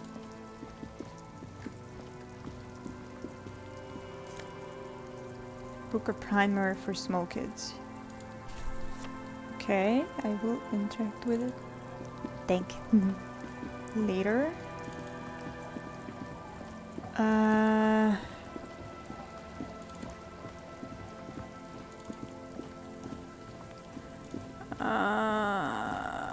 Where the fuck am I going? It's not this way though, is it? Oh, what this? The beams are splintered, the bridge didn't collapse on its own. Artillery broke it. A box? Oh yeah, I haven't been to this area at all. This is the trap. Oh no, Morel not this just set. area. Checking it over, he said, is just a technicality. But like more down south. Look around. The reeds by the abandoned campsite hiss and shake in the lazily falling rain. It's good the cryptozoologists left. This isn't a very cozy place to stay night after night. The later it gets, the colder. Remnants of the camp can still be seen in the sand. the fire that's gone out. You feel strange, somehow. Reach for the trap. Nothing but locusts in this trap as well. Definitely no cryptozoological monstrosity. Empty as all of them. One more of these and we're done. His face is red from cold sea air. He crouches to catch his breath. Oh. You getting tired? No, I'm fine. Oh. I didn't mean to complain. It's just... He's short when the sentence ends there. Oh. I'm sorry. Ooh. Ooh? Wait, hold the fuck up. Okay, let's go to that box first. Yoink. No boats in the boathouse today. This section of the coast hasn't been used in decades. Oh! Nice glasses. It takes you a moment, but finally you spot the last of Morel's traps. This one's partially obscured by the reeds. Ground. Behind you, a ruined residential building looms over the reeds, shielding them from the wind. They rustle confidentially, in tune with the pitter-patter of the rain. Reach for the trap. The trap feels light and silent as you pick it up. Something is different here. Closer. No locust. No phasmid either. But still. Look closer still. Well, the bait worked on something. This doesn't mean it was a reed monster, though. Unless you see one in there. I just see an empty trap. The netting is a little untidy, messier than the others. Like someone or something picked up the trap and shook it before dropping it back down on the ground. Do you get the feeling that someone or something may have messed with the trap? Perhaps our cryptozoologists have competition in the form of an actual entomologist, or someone else is sabotaging them. I could present more theories, but then I would be taking this on as a case, which I'm not. But what if it was the phasmid? What if it ate them and got out? Right. Anyway, that's for the cryptozoologists to figure out now. Okay. We're not cryptozoologists. We're cops. Fine. Boathouse is shoddily constructed. A strong breeze might blow it over. Money. I have never been here. Ancient paint is peeling off the roof of his shaded bench, covered in rust. A scattering of bullet holes is spread across the cracked wall, reaching from one corner to the other. Look, came even more bullet holes. Something's definitely going down here. Correct. The density of the bullet holes is unusual. Even in a general average bullet hole frequency in Martinez sense. Grim affairs. Meaning, this is a lot of bullet holes. Looks like fully automatic rifle fire. Something you don't see these days. Say nothing, just nod. The lieutenant also nods. It is quite a scene. The two of you standing next to the broken wall of an abandoned building, nodding along. Not even more. The lieutenant is nodding so hard it looks like his head is about to snap off his neck. Don't stop nodding. The lieutenant matches your nodding pace. He's a true professional at this. Oh, I love him so much. The much. nodding's reaching critical mass. You can't take this much longer, Captain. Keep nodding. Stay the course. A small bead of sweat runs down the side of the lieutenant's face as he maintains his nodding. It's too much. You can feel your vertebrae starting to crack, your muscles groaning. I don't care, I still have HP left. Just one more nod. As the lieutenant takes out her handkerchief and softly taps the sweat off his temple, a faint crack echoes through the coast. Abort! Abort! No. Shit, it's too late. Oh shit, fuck hell. Busted the neck, did you? Glad I stopped when I did. My neck was really starting to hurt. Don't worry, little man. Now, we should get going. Why this many bullet holes? A row of ghostly shades stand facing the wall. There are many of them. A dozen at least. Their heads lowered and eyes blindfolded. It's quiet. No sound. No movement. 10 meters away, Other shades are lined up in an orderly manner, automatic rifles primed. A gust of wind blows by. The coats of the firing squad flap slowly in the breeze. A single person stands on the side. I was just about to say it brings back Germany memories. Then I saw this guy. But then I saw this guy. Alright. Droplets of rain fall on the wooden planks, the surrounding sand dunes. The clouds block out any rays of light. A long time has passed since the moment of this fusillading. Rain and brine have since washed all the blood away. Not a trace remains. What is this? The abundance of bullet holes leads to two options. Either an inordinate amount of executions were performed here, or they did not use a conscience round, where only one soldier has the loaded rifle. Looks like this was a mass execution with everyone fully armed. Look at the people against the wall. A host of men, probably in everyday clothes, ragged from the conflict and covered in dust. They were not sitting, a common practice for executions in some nations, as demonstrated by the height level of the bullet holes. Thanks for the pets. They stand, facing the wall. It's impossible to discern any details about their personality or background. Ordinary people, familiar, each and every one of them. Who were they? Collateral damage on the path toward normalcy and progress. Such is your belief, officer. What? Maybe you should change it. They were praying, screaming. That is not my belief, that's for sure. Look at the line of soldiers. 7 men in combat uniforms and dark coats, holding automatic rifles. Yeah, it is aimed at 7. the people. Soldiers from some side. But from which one? Look at the person standing on the side. The commandant. The one who gives the order. Machine gun fire crackling through the air. The lights of the muzzle flashes dancing on his face. Kim, who was who in this execution? I don't know. I don't know who died here, lined up beside that horrible wall. It could have been any of the parties involved in the revolution. Perhaps the ones executed here were the loyalist conservatives, killed by the communists at the start of the Civil War. Or it could have been the communists, put to death during the last stretch of the conflict by the coalition forces. It could even have been the employees of the failed R&D center down the coast, as their building was taken over by the revolutionaries. Or maybe... You mentioned coalition forces. Could it have been them against the wall? Yeah. It's very unlikely the coalition forces were the ones who died here. They were always the last ones against the wall.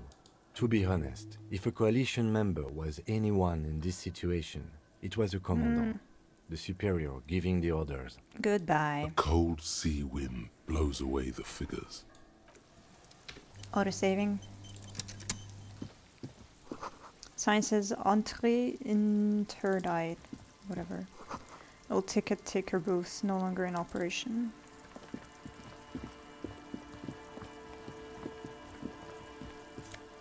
Take it all. Take it all. Take it all. Door is not on board shut. It is inaccessible. Ooh. People. Oh, I cannot go down this way. Fuck.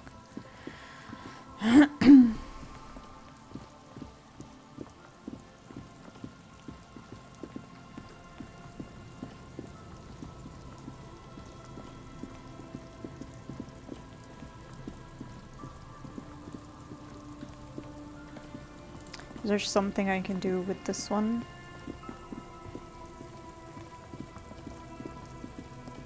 You see, a slogan used to... No. Hello. Isn't this a fine morning? I will not say that, man.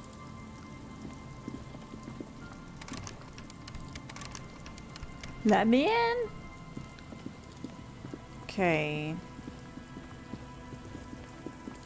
Now.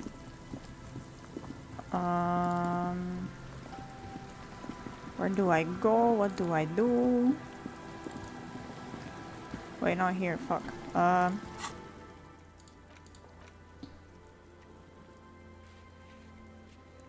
I can go to Joyce several times. The church doors are already open, but okay. Cargo. I have no idea where the abandoned lorry is. Which one is that?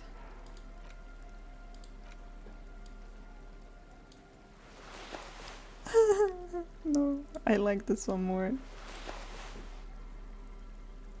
Alright. You hold in your hand the colorful primer. The title reads, "A primer for small kids." There's a bear involved. Flip through the pages. Every page has one word designating one letter of the alphabet with a faded illustration. Most of them are scientific and cultural principles. It goes as follows. Let's do this. A is for azimuth. B is for Boreas. C is for cosine. D is for diamite. E is for ellipse. F is for phlogiston. G is for gamete. H is for homeboy. I is for econ. J is for Eura. K is for collapse. L is for laudanum. M is for myriad. N is for nadir. O is for aureole. P is for perihelion. Not stoically. Q is for quasar. R is for rhododendron. S is for sinus. T is for tricolor. U is for ultra. V is for vector. V. W is for Wahrheit. X is for xylophone. Y is for Ustava. Z is for zenith. That's it. That's it. You know the alphabet now. Yay! And what is called the IL, the international or IL, international language developed by scientists from Grad in the 20s. Sinus means sign, for example. Game, I know the alphabet now. Good. I also know the alphabet.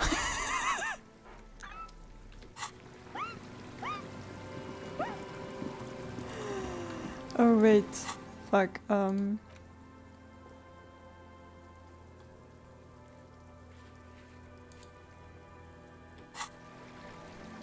Okay, I will go back.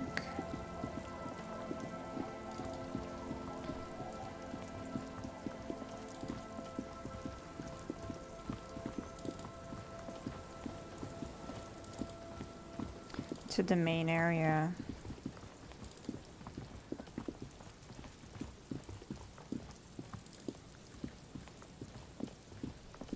Report back to quite a few people.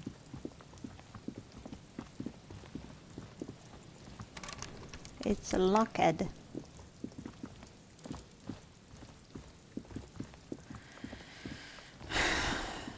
And then I will go, because I am hungry as fuck. Even though the food is not here yet, so I will definitely play until... Oh, what the fuck? Until the food arrives. That's one brutal motor carriage. Says a young man with piss written on his back. If I were a real skull now, I'd jack it, paint it in palm tree livery, then bottom light it, neon style. His companion wears a simple yet elegant slogan, "Fuck the world." A snazzy shit-ripped skullmobile like this would make a fine trophy. We could, like, hang fucking shrunken heads from the side mirrors. Cops' heads. Scary tribal shit. The cop is right there, and also right there. Yeah, tribal shit. A cop carriage like this would have proper skull value. While I appreciate the interest you take in my brutal motor carriage, I have to stop you right there. The RCM takes threats directed at its property seriously. It's just theoretical work, Copper. No basis in reality. Man, if we were certified skulls right now... Who are you? I can tell you who we're not, cop. We're not snitches or skulls. Which is not to say that the skulls are bitches and... On the contrary. The part of this presentation you want to take home with you, cop man, is we're not part of the skulls. Yet. Okay then, let's indulge in some intellectual exchange. These young men seem eager to share their beliefs. Do you guys know Cindy the Skull? Oh yeah. Cindy's a right proper skull. Man's eyes glaze over, his voice filled with longing. Yeah, a true artist of the future. Just like Arno van Eyck. By the way, if you see Cindy, give her our regards. Yes, returning from whatever void he was just visiting. For all their nihilistic posturing, these young men are not lacking in youthful idealism. Odd, there isn't a hint of hate in them. It's like they're piss and fuck the world out of some kind of moral obligation. The lieutenant on your left is unusually lenient toward them.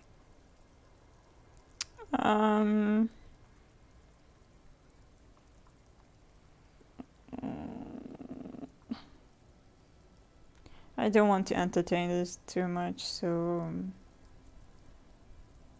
I thought this color then. Bye.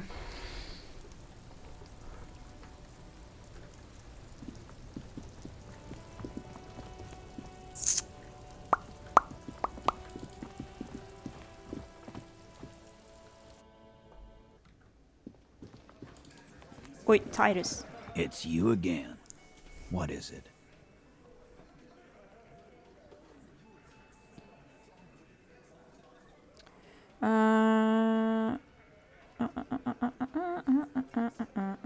So I talked to Classia about the tape. And? Nothing. She stands by what she said. That fucking fucker.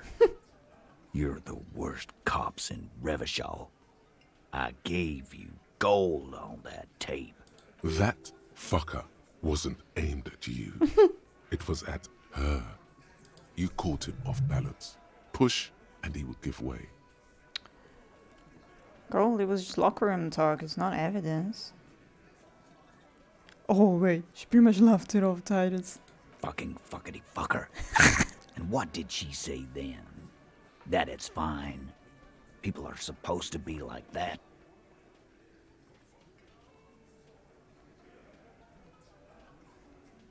Actually, I think it made her a little nostalgic. Yes. In fact, I think she thought it was a little funny. Funny? No good goddamn psycho whore. Alright. All fucking righty then. I guess it's good then. That fucking... Please try to control yourself in the presence of visitors, Titus. Her voice is a bit softer than earlier. This is just perfect. Just fucking perfect. Any thoughts on this, lawman? Titus rubs his chin with his palm as if trying to grind it smooth. Women are crazy. Irrational. Hello? That's what you're thinking, right? No.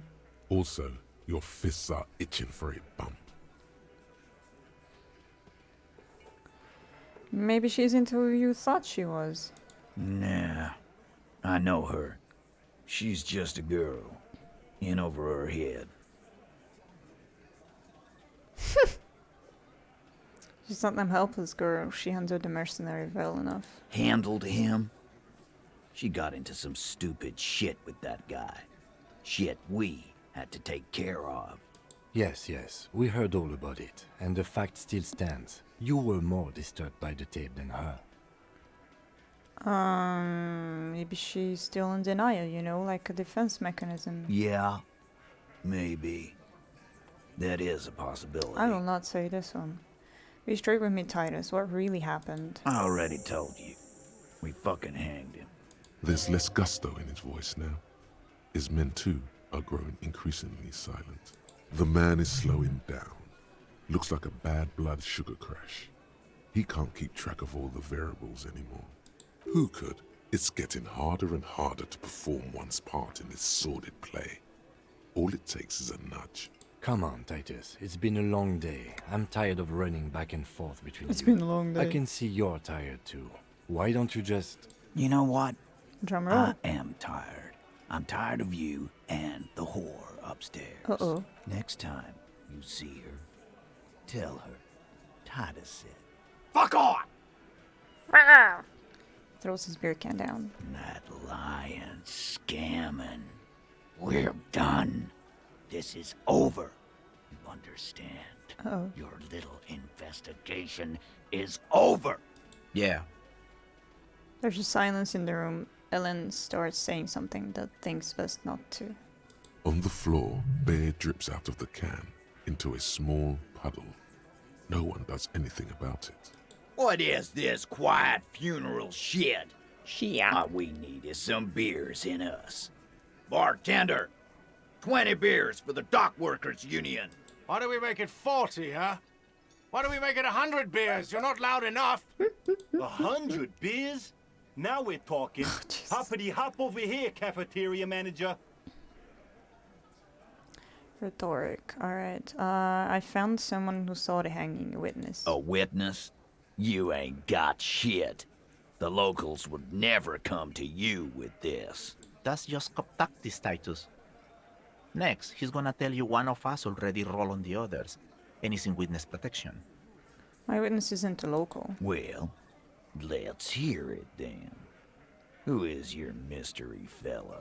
He's not alarmed by the sudden appearance of a witness, but he is surprised. This goes without saying, but nonetheless, Yeah. don't give out his name. Charles.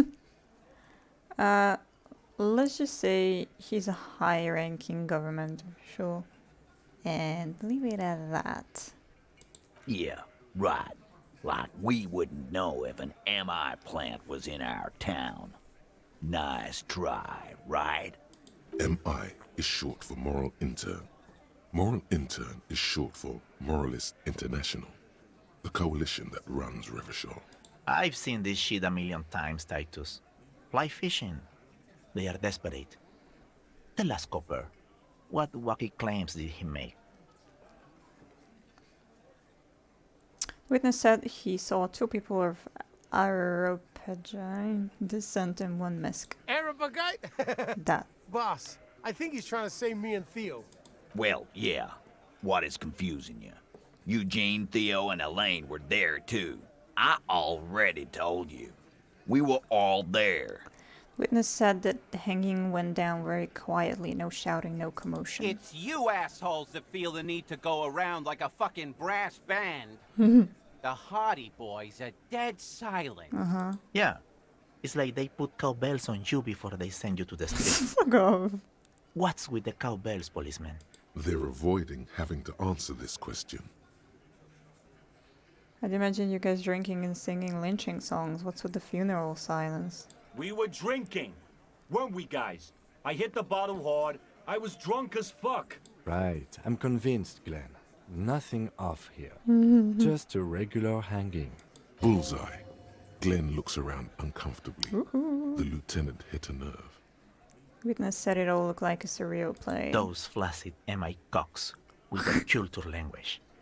Everything's a surreal play or sublime whatever. Doesn't mean anything. It means the whole scene was long and drawn out, like it was from a film. What is this fella's problem? Sorry we didn't make it more action-packed. It wasn't the first thing on our minds, you see? Shanky. It's Shanky, right? I thought there's something wrong about the lynching story. Now I know there was. You don't know shit. I know you are lying, Shanky. He writes in his notebook. Enough about the witness. Some witness. I pulled the same shit. Same. Came up with some shit, then went and said it to people. Get a reaction. Don't have to go to cop school to try that. You don't have to go to school for shit. I never went to school and I'm doing great. No comment. You're doing a hell of a job, man. Hell of a job. So much bluster to hide the fact that they're uncomfortable with you having this info.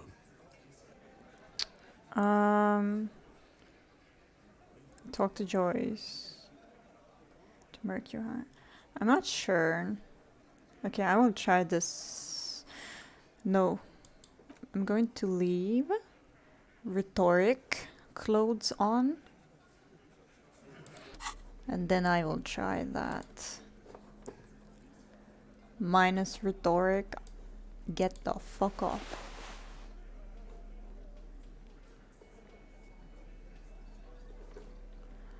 Rhetoric plus...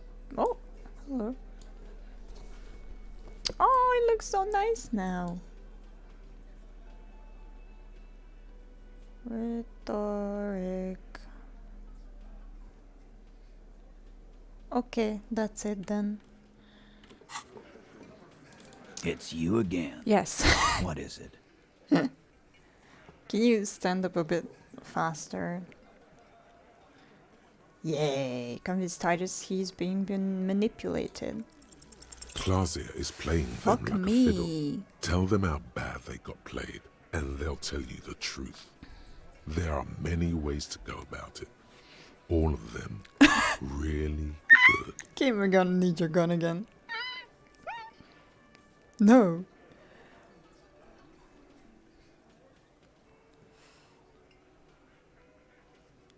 Okay, man, it's clearly you're being played like a fiddle. Play an imaginary fiddle. No, we fucking ain't, asshole. No one's fiddling anyone in here. No, no, Glenn. I want to hear this. Who do you think is fucking fiddling me?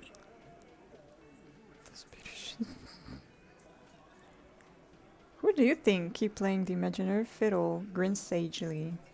I think you're losing it, Fiddle Man. No. No.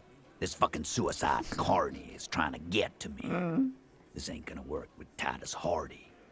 Put the fiddle down. Or walk away. It's that simple. He'll put the fiddle down. Put it down, officer. I do Damn not it. understand. This fiddle play totally fell apart. The concept was solid, but the delivery tragically off. You sounded like a madman, not a cop. I talked to Joyce. The Mercury hanged. His friends are coming for you. Yeah. By friends, you mean his squad mates from Cronell. Wouldn't want to beat up his grandma. Sneaking in the room, some of the men put their beers down. Yes, they're forming some kind of tribunal and they're coming for you. This is what happens if you take the law into your own hands. Other people start doing it too. Let them come. The Hardy boys are right fucking here. You heard the man. Right here. We're armed. We got the whole district behind us. And Glenn. Glenn is fucking crazy. Yeah. I will oil it, Murder Machine. He punches Blondie on the shoulder. The mood is on the rise. They're feeling confident, ready to punch out the whole Merc platoon.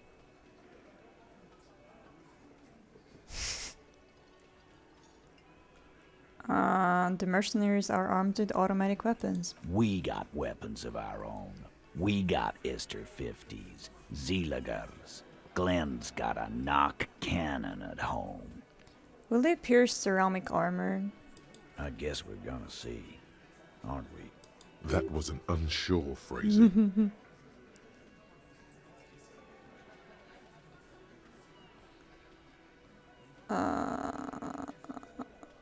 See what that they don't? That they don't what? Oh, that they don't pierce ceramic armor. Yeah. Like you've been up against ceramic armor. Take a sip of beer to bide his time, then tries to get the last one You in. haven't even seen the whole suit, right? It's literally I've on seen me. the whole fucking thing, and it didn't make him immortal. Joyce said they've gone rogue, nobody's controlling them. Big fucking surprise. They hire psycho scum, arm them to the teeth, and let them loose in the city. What do you think Okay, is I don't gonna care. happen? What do you mean, okay? He jerks forward a bit.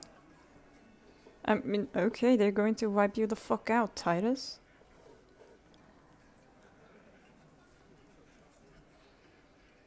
Oh. Also, if I'm mine, I lost it. I mean, okay, they're going to wipe you the fuck out, Titus. No, they won't. Get out of here with your negative energy.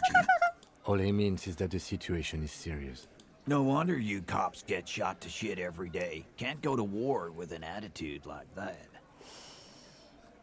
Okay, convince him again. I don't know what went wrong the last time.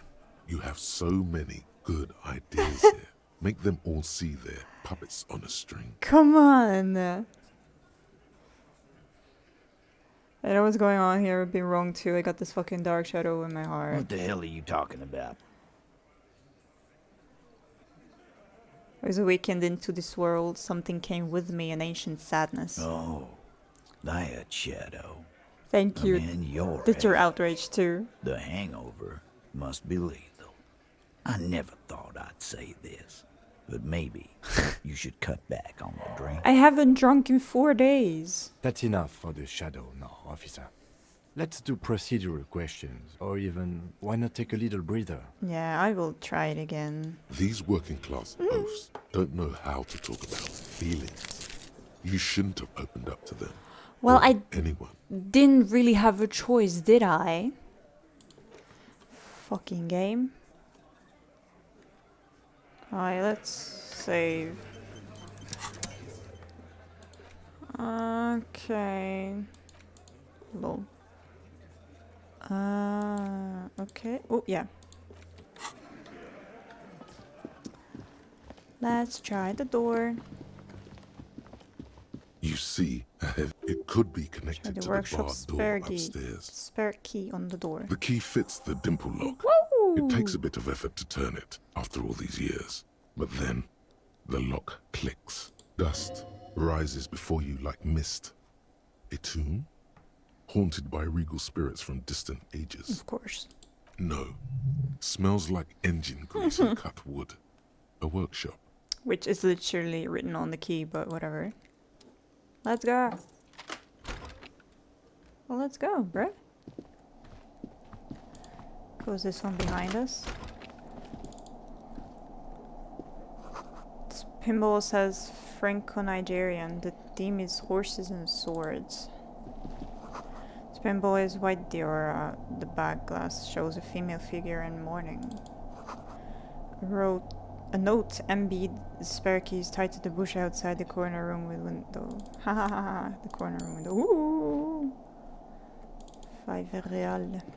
Over there, in the corner. The pinball machine? Not just any pinball machine. This is the pinnacle of pinball. Well, I don't see Cornelius Gordy and the Mountain Goats. It's lit. You can't wait to get your hands on it. I bet. Lit. A phrase almost synonymous with the Insulindian pinball scene. Any pinball scene, really. Kim, are you seeing what I'm seeing? The pinball machine. Gordy's Goats. A classic. Which you've played it? A little. Feels like a lot. Too much to play it again. Let's take a closer look. Below Ah, great. Lieutenant size. Cornelius Gordy and the Mountain Goats reads the golden lettering on top of the back box. There's a small column of text underneath. The machine is coin operated. Get the game on, Fingerboy. Those flippers are ready. Inspect the playing field. The theme of the game is to explore Gordy's climb through the perspective of goats. And to ascend to the top of the mountain in a time of trouble. The peak of the mountain is at the top of the playfield. All the balls have small goat icons on them and represent the goats as they race up and down the mountain. Areas around the playfield represent Gordy's climb, places he was said to have camped, which the goats can discover. Get them to the summit. I bet. It takes a while to get into a rhythm. Get your pinball on. Pretty soon, you're able to keep 3 goat-faced balls in play with relative ease. This is so cool. The lights. Go, Fingerboy. I feel sorry for the goats. If they only knew the kind of guy old Cornelius really was. Wait, what kind of guy was he then? The kind of a guy who uses the word savages a lot when recounting his travels. A masked nationalist. Racist mountaineer? An avid huntsman too. He was often photographed in his dining hall, surrounded by wall-mounted hunting trophies from every continent. That is not cool. He also hit his wife. What? And kids. What? Other people's kids. What? Sometimes pets. What? Hateful little man. Fuck off. But you seem to be having fun. I mean, I'm pretty good at this. Your game is definitely improving. The jolly goats are flying all over the board. And although a few plummet to their deaths, you're never left with less than 3. Suddenly, a special passage leading to the summit slides open at the top of the board. This is where the balls need to go. Concentrating in for the narrow passage. Maneuvering a goat ball into a position for a perfect hit isn't easy. More fall to their deaths. Oh no. But finally, the opportunity presents itself. Yes. One of them gets through. Tiny hammer shatters something inside the machine. Something glass. Huh? The words "pale rupture" light up on the speaker panel, and the machine starts filling with a thick, milky fog. What the fuck? Something's happening. Congratulations. This is where the game ends. It's a cheap way of getting more money out of the players. Oh. A stupid, nihilistic finale. There's so much fog, you can barely see anything. Some is actually leaking out of the machine, Ew. and one by one, your goats start slipping, disappearing into the milky nothingness. This can be navigated. The balls leave almost imperceptible disruptions in the fog. Use them to calculate where they hit next. You're down to your last goat, going mostly by sound. Eyes are useless at this point, but that goat is something special. 5 times you snatch him back from the jaws of death. It can't be done, just watch. I am. I've seen it before. Played it too. You will eventually make a mistake and then it's all over. Alright, stay on the ball. How, if you can't even see it? The last goat plummets into the fog with almost suicidal glee. Okay, I have to get back here. There goes nothing, finger boy. I tried. Okay, I tried. All these mesmerizing machines, just waiting to be plugged back in and played. Bye. This small elevator is dimly lit by a Wait a bulb sec. that's been glowing for ages. The latticed cage is open, inviting you to step inside. Okay, looking. Smells of nougat and sweat. Your head brushes up against the ceiling. There is a control panel to your right, and just enough room for 2 people to fit in. You wanna fit in the room with me, Kim? The maintenance card under the control panel reads, last maintenance, 10th July, 88. So like 70 years ago. Got the elevator controls. There are large rectangular buttons, monter, descente, and an international call for emergency assistance. Wait. That third one appears to be broken. A small steel plaque reads Halter 800. Halter is a Koningsteiner lift company who went out of business a long, long time ago. This elevator goes up to the roof. I think it's behind the door that we cannot get open. Since the last maintenance was in 88. That it does. I say, let's brave it. Alright, let's go. This elevator was maintained a long time ago. At the end of the last century. Look on the bright side. If it fails, we will only sustain minor injuries. I'm talking 3, maybe 4 months in the hospital. Maximum 5. Bro. It appears his whole enthusiasm is sarcastic. Wonder what this elevator was used for. Seems like a small freight elevator for transporting machinery. For that, it's pretty quaint. He taps on the guttering light. He taps on the guttering light bulb. It's golden in the dark. Close the doors and go up. Let's go. So windows taped shut with black plastic. You can't see outside. Schematics for a pinball machine, futurism themed. Boxes of tools and replacement parts line the shelves. Oh, fancy pinball maker's coat. Pinball machine has been taken apart and gutted. So this is where they brought 40 pinball machines to fix them up, a long time ago. Everything is covered with dust now. The lieutenant looks around the dusty, crowded room, inspecting the tools on the shelf. Looks like they gave up on fixing the pinball machines at some point. At some point, 20 years ago, 15 maybe, before pinball went out of vogue.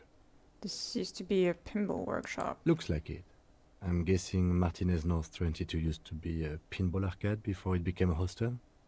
There are machines left over. He taps his foot. A creak. Some dust falls off a shelf. Downstairs in the hall, next to the main door. One of them even Yeah. works. I've seen one of the hearties bang away at it. Remember the dice maker? Then that means... Whirling Rags was once the East Delta Pinball Arcade. This is all left over from that. Ah, yes, as the novelty dice makers said. This has absolutely nothing to do with the case, I'm sure. But I do like a nice little connection. Thank you. But then it went bankrupt. Your skin crawls from making the connection. Could this mean the Whirling Rags really is part of the doomed commercial area? If that's true, then our cafeteria manager is not going to like it. We should tell him what we found up here, omitting that suspicion. He does not appear to be the kind of man who likes his establishment to be part of a neighborhood ghost story about bankruptcy. Stupid superstition. But still, it would be interesting to see what the cafeteria manager thinks of this. Yes. It's not a ghost story. It's a curse, and Gart ought to be made knowledgeable so he can perform counterspells. Finish thought. Ooh. Footprints. You clearly see footprints in the downy carpet of dust covering the workshop floor. Jackpot. These, unlike everything else here, are new.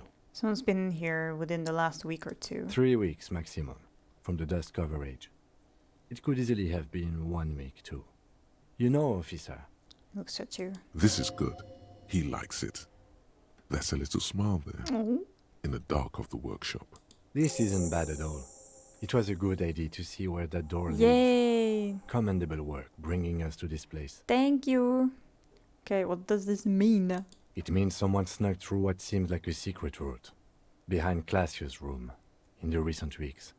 This may prove to be significant. Let's have a closer look then. Large prints, most likely made by Boots. The size is hard to determine. Soul could be bigger than Vamp. The soles have left the pattern, uniform, horizontal lines. One person has been here. They've gone back and forth. The tips point both ways. Shoe size is 41 to 42, maybe 43. It could be a large-footed woman or a small to average-footed man. This is, unfortunately, the worst, most vague shoe size there is. The prints look like one person went back and forth. Between that and that. The elevator doors and the bar door. This print doesn't look like the odd-soled print we found at the hanging camp. Oh, no, that's not a question. The size looks about the same, actually. They're not the same shoe, but they could be the same person. This doesn't look like the workers' boots from the hanging, does it? No. These little horizontal lines are different. They look custom-made to me. Ooh. Or some kind of foreign print. Hard to say. Still a boot, though. Get up. Everything around you is quiet. The prints crisscross the workshop floor. Alright, let's move on. There's a tiny hole in the wall. You see a bedroom on the other side. Oh. You can almost see the shape of a man and a woman writhing inside, bathed in drug sweat and dirty linens. Bottles lie around everywhere. I think I can see into Classia's bedroom from here. You can barely see through. Better not to jump to sensationalist conclusions here. The footprints on the floor, however, definitely suspicious. What were those people? What were those people doing in there? You lean closer to the peephole instinctively. I bet they're doing something quite unnatural there. Sensationally unnatural. Finish the thought. Boom. This is the barred door you tried to kick in before. Unbar the door.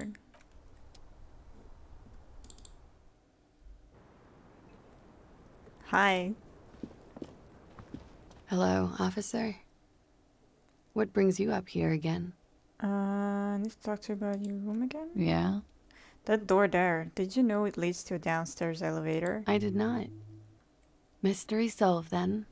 I kept wondering where it led. There may be more to this mystery at some later time. She's holding back. Let's make a mental note for now. There's a peephole on the other side looking into your bedroom. A peephole? You mean like a hole in the wall? Yep. Yes, looking into your bedroom, miss. The lieutenant points to her window. The unmade bed is visible through the glass. Okay. There's a pause as she processes this information. A jitter of fear and disgust moves through her body, beginning from her shoulders and ending in her hips. The cigarette tastes foul to her now. Do you think this is somehow connected to me?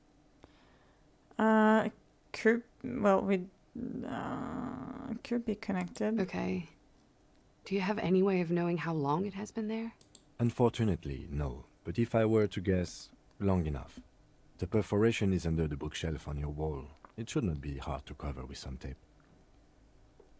If it is recent, who do you think made it? Shit. I don't know. Maybe it's been there for a long time. Maybe the local kids use it or something. I don't know. I'll be fucking covering it up with a lot of tape, that's for sure. Was there anything else back there? There were tracks on the floor. They're recent. Huh. This isn't good. No. She's straight as a stick. Suddenly. Oh. It's an old pinball workshop. The room back there. This place used to be a pinball arcade. Okay. I'm glad someone's had fun. That's all for now. Mm-hmm. She flicks the ash from her cigarette absent-mindedly. She's lost in thought. Oh. Eyes narrowed. Forehead furrowed. Okay, drug collection you have down there. Hmm? It was quite impressive. How did you amass such a hoard? With money, sir. It's not exactly the anti-star size caboodle I intend for it to be one day, but it's getting there. The anti-star is, or was, a Vespertine rock and roll star who liked to do drugs. He did so many drugs, he eventually mutated into a corpse. The collection includes knocker and opioid antagonist. Comes in handy when you've done too many opioids. Is that something that happens to you often, miss?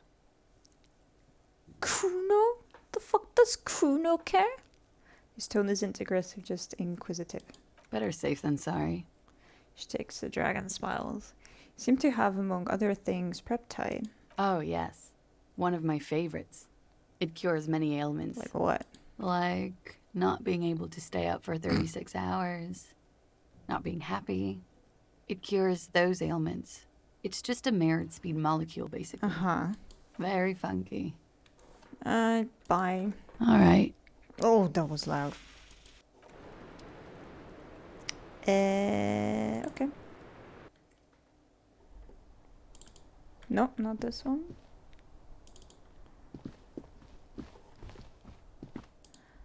The fuck does CUNO care?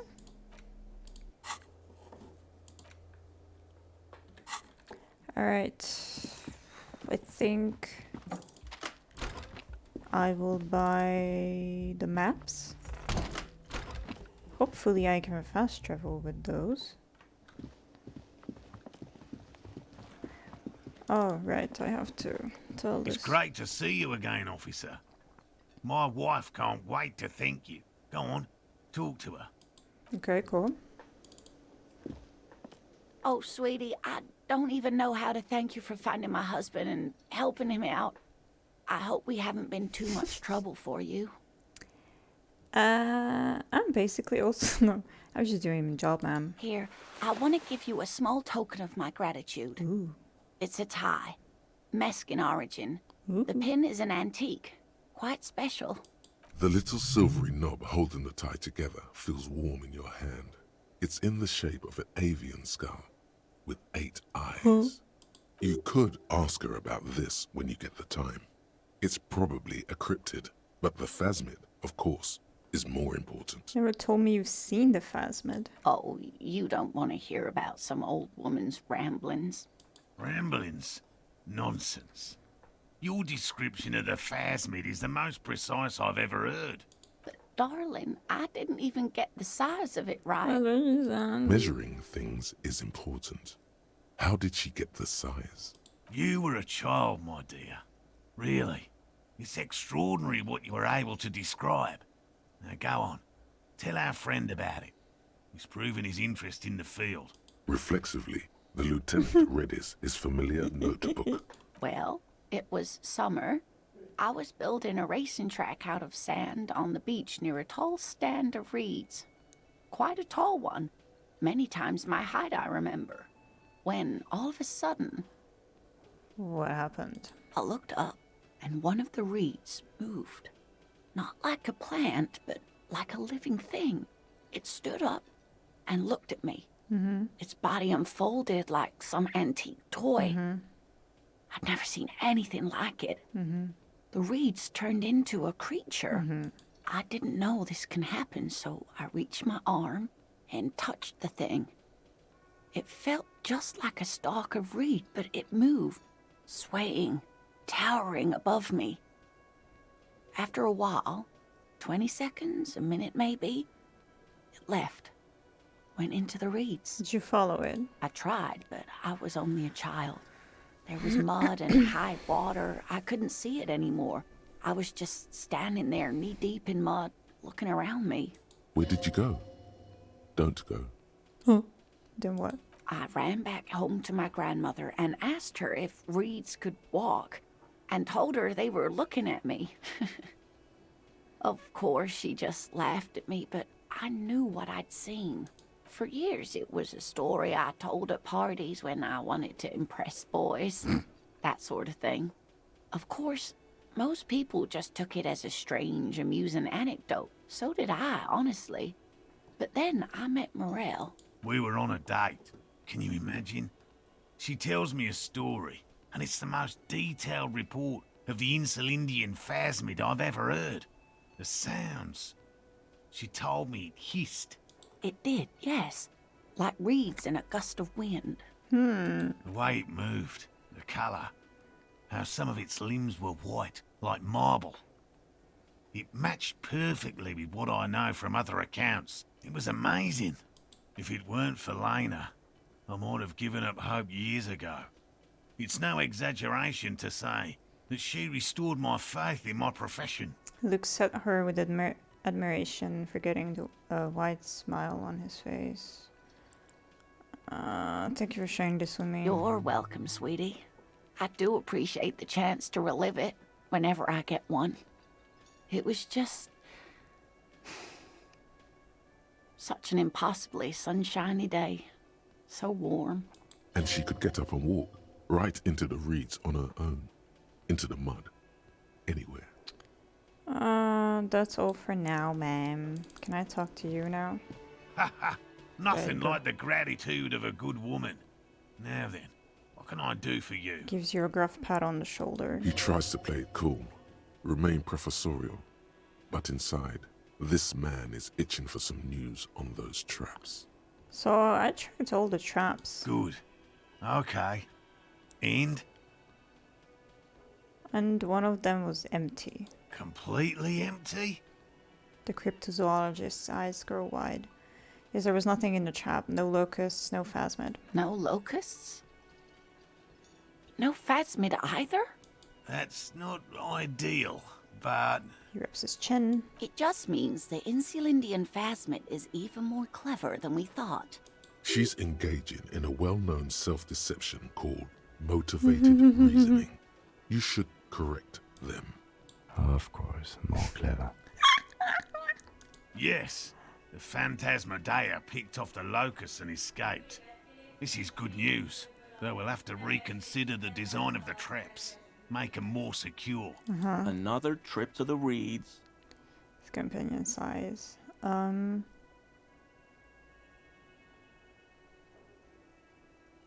It's always scientific to reason backward from a conclusion you want to be true. I appreciate your concern, officer, but please leave this to the experts. Unless you have an alternative hypothesis you'd like to venture. Actually, no. Excuse me for getting emotional. This is a big deal for us. You've helped us twice now. Yes. And brought some great news too. My gratitude, and the gratitude of the Société Cryptozoologique de Ravachol, is yours. Thank. Heartfelt gratitude. But does it feel like closure? What really happened? Some kind of foul play might be afoot. Theft? Afoot? Thank you, it's an honor. We should probably return to our main investigation here. This has been refreshing, but... Helping cryptozoologists isn't really a priority for our organization. Insulted Morel? The lieutenant looks out the window, impatiently. When did I insult him? +2 CUNO's hooligan, huh? Develop an alternative theory about the missing locusts. Consider the way the empty trap was disturbed, as though shaken. Most likely the hands of a young person. Hands small enough to fit inside the trap, too. You should ask the red-headed boy, CUNO. I think a little hooligan called CUNO may have stolen the locusts. A little hooligan? But what would a child want with bags? Oh, my dear Morel. You've been an old man for too long. Kids love to torment insects almost as much as they love to torment old folks. What kind of kids have you been around? I talk to a little gremlin and see if anything comes up. Delinquents. My favorite. It doesn't sound like it's really his favorite. Oh, you've been such a dear to us. Please, let us know whatever you turn up. I have a feeling we're getting so close. Well, I see you've got all the help you need. I'll see you tonight at my place. Let's play suzerainty, but no more field trips for me. After this is your last chance to talk to Gary. Really, Gary? We're getting somewhere here. I'd love to play suzerainty, but... Lena, I'm sorry, but you're not getting anywhere. It was some kids. I know the little mutants around here. Leave anything out in the open and they'll steal it, even if it's bugs. Looks at his tea. Morel, it's been fun, really. But I need a bath, and I have deliveries to handle. When this tea is done, I gotta run. No need to apologize, Geary. You'd be more than helpful. We'll have to take a rain check on that game of suzerainty today, though. We're gonna follow this through. Aye, bye. Thank you for the autosave game. Very generous of you to help us out, officer. I'm sure glad to be back from that little excursion. I mean, officers. Okay. We already got everything from him. Smallest church in Saint-Saëns, right? The cafeteria manager is waiting for you to acknowledge that he recognized the song. I fucking rocked that shit. It was alright. Subdued. I might start letting people up there again. Now, what can I do for you? God, and so another thing at the whirling. Another thing. Great. I love those. Gart, what if I told you I got into the back room behind the blue steel door? Oh, okay. Well, I did hear you make noise back there, so good for you. He's really holding himself back here. Aren't you gonna ask me what's back there? Okay, what is back there?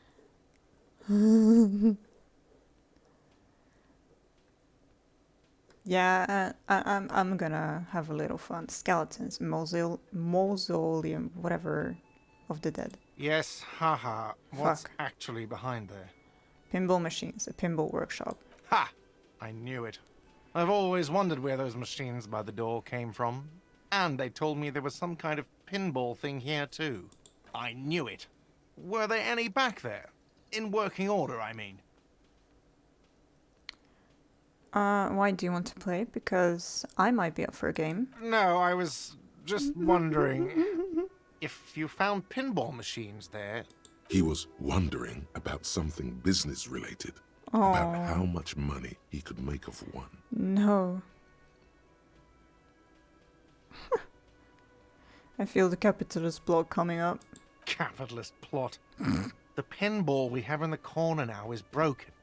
I want to diversify the entertainment options. It wouldn't hurt to get a little life in here. Other than the hellish karaoke machine. That one's always causing trouble. Yeah, those numbers he's adding up must be making good sense to him right now. Sounds like he cares about the place. He's not going to be overjoyed to hear that it's part of the doomed commercial area. Yeah. He should still know. You have to be forewarned about these things. I have to warn you, I may have discovered that the whirling is part of the doomed commercial area. What? Why would you say that? We're at a completely different address from that whole thing. So he knows of the doomed commercial area and its address. He's thought about this.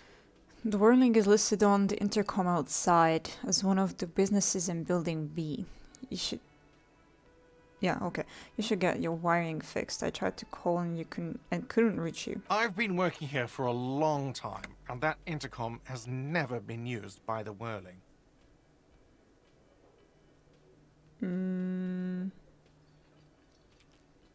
The whirling was once the East Delta Pinball Arcade, which failed, though perhaps the whirling will escape the curse. Does this look like part of a doomed commercial area? This pre-revolutionary tilework? These high ceilings? The nice rooms? Well, most of the rooms. Shut For 14 years, man. That's how long I've worked here. I've kept this place up through hail and through sleet. Oops. Fuck me, if some doom ghost... He steadies his voice. He's done a fine job too. Though he's spoken of the place dismissively before, the hostel is actually very important to him. You really care about the whirling, huh? Yeah. It's slowly growing on me again. It's beautiful in its own way. Especially for this neighborhood. I've been trying to keep it that way. Even if it is part of the damn doomed commercial area. You shouldn't be so worried about that label, you know? I don't place much stock in the curse and so on, but the label frightens the clientele. Who wants to stay at a doomed hostel? Everything's doomed enough without that. Alright. Well, good luck to you in this place then. Luck has got nothing to do with it. I need to think about where I'm going to place those pinballs. I have a feeling they're going to help. Against the doom, it's implied. So, if you didn't have anything else to tell me I did. about my establishment, can we, wrap it up? Clash in room 3, she nicked the phone line. Why? No, fuck it. I don't want to know. I don't want to know why these degenerates do what they do. I thought we had one good guest in the building. Well, anyway, Mr. Solved, I don't like loose ends. Yeah, neither do I. Thank you for telling me, I guess. No worries. Good thing she pays for her stuff on time. I'll forward her the bill and be done with it. There's a peephole in the wall. What wall? Upstairs in the secret back room, right next to Classier's bedroom. I found it when I found the pinball machines. I'll have it fixed at once. Thank you for letting me know. Anytime. I assure you, the whirling does not abide spying on its guests. Well, that's good. The colour has drained from his face. Wait, are you sure you haven't been spying on your guests? Absolutely not. Fuck you for even implying it. It wasn't me. It wasn't my staff. The establishment will look at it and ascertain what it was. Okay. Well, he's definitely not lying. He wouldn't endanger this business like that. That's true. Sir, he was only asking a question. It's his job and mine. See that it's covered. Yay. Yes, I absolutely will. Sorry, it's been a bit of a day. And now a hole in the wall. You've been notified. Thank you. I'll patch it up personally. Was there something else about the establishment? I hope not. No. Yes? Yes. No. Okay. What the actual fuck is this?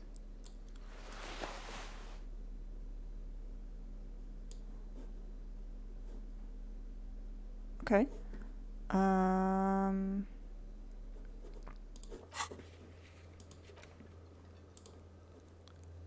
Yeah, I wanna try this one again. So perception it is. Boop. Yeah. I will try the bear fridge again. But wanted to do something else too, but I forgot what. Oh yeah, buy the maps. Fuck this CUNO cat.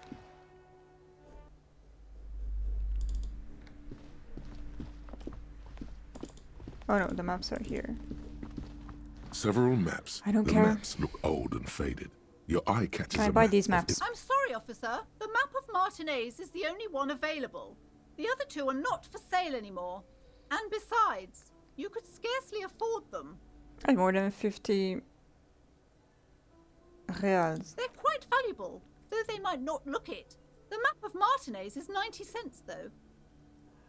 You seem to underestimate my resources, but sure, okay. Yes, yes. Are you interested or not? Oh, angry storekeeper stare down. Want to buy the map of Martinez. Always good to be informed of your surroundings. I'm sorry, officer. They're quite valuable. Though they might... Yes, yes. Are you interested or not? I'm sorry, officer. They're quite valuable. That old thing, from when some design... The place does not look like a successful tourist trap, Sorry. does it? What happened then? They didn't get that far. For some reason. Wait. A shame. The project never got going. The north coast to the east, Hudon. It's so... No. This is so... Wait, I don't have the ability. Oh, damn it.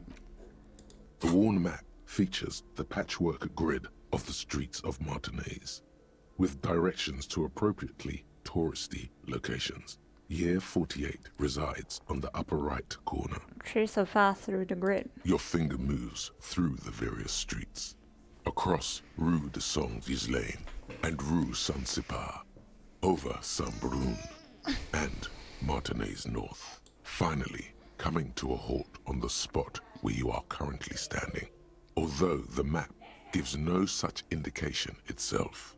For a more detailed view of the map, go to your journal and select the map tab. Okay, put the map away.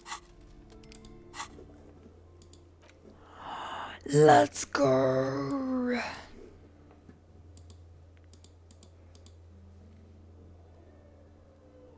Oh, I can do the mirror here too. Well, not now, but yeah. Ooh, nice. Cargo container, iceberg fridge. I will do those. I will do those. I will have to equip the flashlight though. Let's go! The fuck does CUNO care?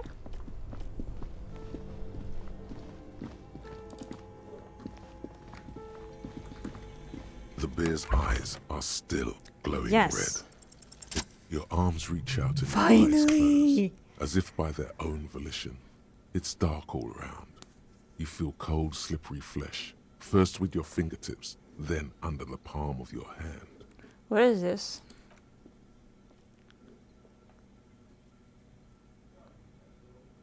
His face, his cheeks, his nose, his fat, swollen lips. Like a spider, your hand crawls over his features. Everything is silent. Crawl up his nostrils. They are swollen shut. You need to really push to get in. Push your fingers in his nose. Only the little one fits. The flesh changes shape as you bore in, searching for something in the cartilage. The thing you're looking for, it's not there. Crawl out, spider. Put your fingers in his mouth.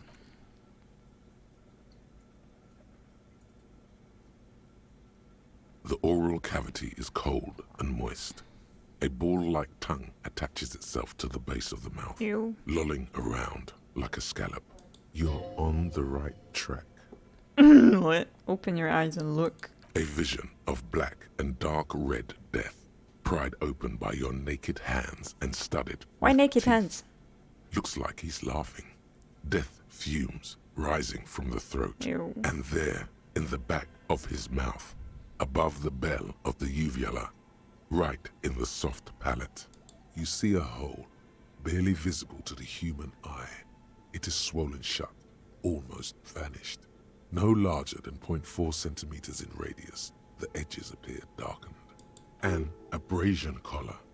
This is what we're after. Say abrasion collar. Abrasion collar. The lieutenant looks in. There's a pen in his hand. His notebook is open at the copy paper. Touch it with your finger gently. A black trickle of liquid runs into his throat from the wound. Put your finger. Your index fits right in there. A tight tunnel of flesh opens up. Tissue damage. Wide enough for 2 fingers.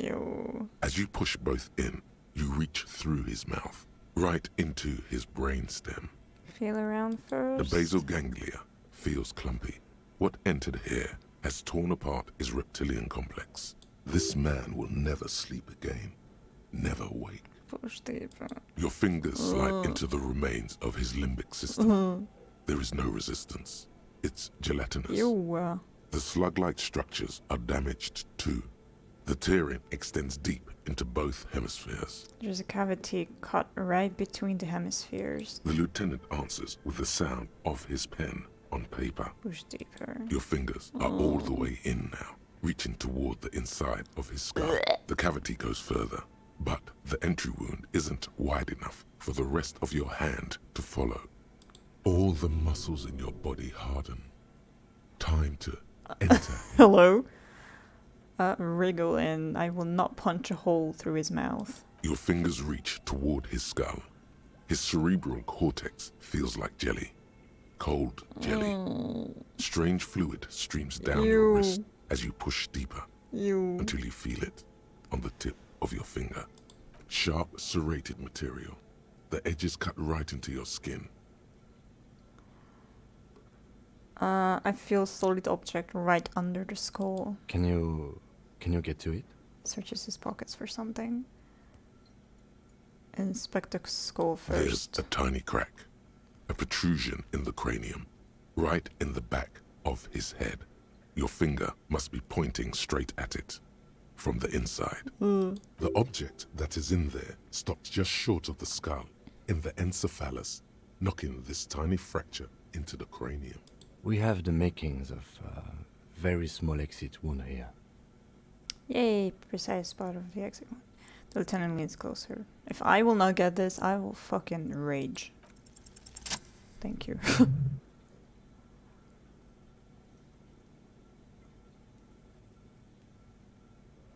You pick the object between your index and middle finger. It feels sharp, like metal. With your face twisting from pain and concentration, all you need to do is just... Slowly pull your fingers out. The inside of the head feels cold and smooth, like a glove. Ew. Sweat dripping down your brow.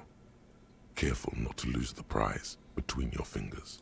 With a plop, your hand emerges from the mouth, covered in blood up to the wrist.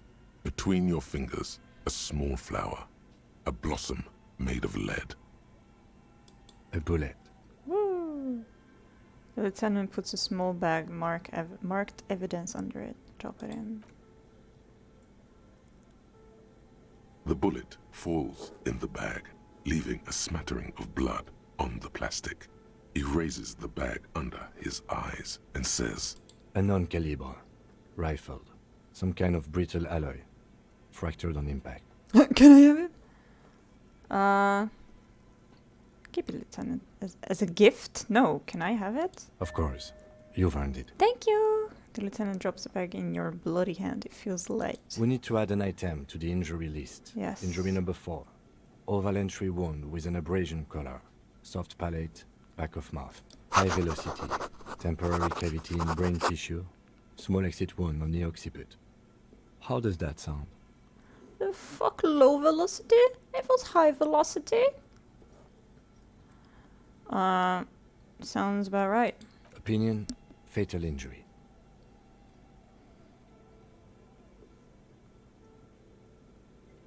Wasn't that what we thought the last time? That was then. This time we have extensive tissue destruction away from the wound track. This time we have a bullet. Agreed. And one last thing. Yes? We should amend injury number 3. Ligament mark. New opinion, non-fatal. Post-mortem. Treatment. He's proposing the bullet was the real cause of death, and the hanging an attempt to conceal this fact. The ligament mark, the fractured hyoid bone, it was all treatment. Yes, and the belt around his neck. The hanging. Even dragging him to the yard. All of it was done after this man was already dead. You think so? I did not just come up with this. Yeah, I know. I've had my doubts since you showed me the tracks, officer. Why did they carry him over? Why not march him? There is no satisfactory explanation. And also, I forgot who the informant was, but they said that they didn't hear any commotion, any sound, so, I mean, I guess the guy was already dead, so... There have been other signs too. Small details. Everything is too neatly designed for us to assign probable cause here, as we did, full-heartedly. Well, no more. We almost fell for it, he thinks. Almost. But we didn't, yay! There is, of course, the very real possibility he was both shot and hanged. I think I need to wash myself. Maybe the bullet holds more answers? Yes, we should take a closer look at it. I am certain it has more to tell us. This little thing could reveal much about the weapon that shot it. Maybe they just shot him while they hanged him? To put him out of his misery? It's possible, but it does not explain all the other dubious things here. Lack of struggle, primarily. Yeah. I may be intellectually sloppy, but I prefer one theory at a time. What? And this just smacks of treatment. You're not intellectually sloppy. What the fuck? Who would do this? That's for us to find out. Yeah. But this, it will make finding them just a little easier. Why would anyone do this? To hide something. The real killer? The real motivation? What really happened here? I think I need to wash myself. Oh, you really, really do. I am glad to hear you say that. Your room in the Whirling in Rags should come with a bathroom. Be sure to make use of it in the evening. What happens next? We bag the corpse and carry him to the holding pen of my kinema. I can transport him to processing myself, but I will be gone for the rest of the day. You'll be gone. What should I do in the meanwhile? Work on the case. Tend to personal matters. Try not to do anything too dangerous. An officer needs backup in a neighborhood like this. I'll leave that choice to you. And one more thing. Great work, detective. Thank you. After you bag the corpse, Lieutenant Kitsuragi will leave the party until tomorrow morning. You can do side tasks, and even the main case, but it might be more difficult. Plan his exit accordingly. Okay.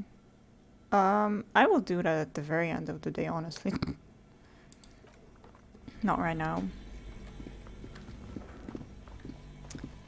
And also, I really want to eat. So I will just try to open the cargo door. And that will be it. Travel here. Oh, fast travel. Yes. Fucking fast travel. I guess it will take me more time here.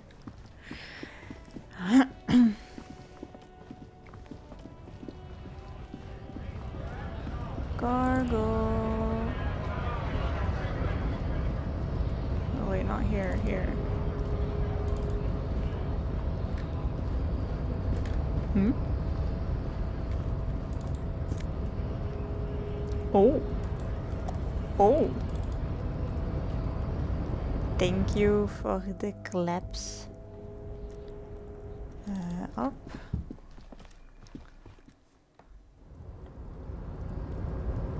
What? Let's go to the cargo door.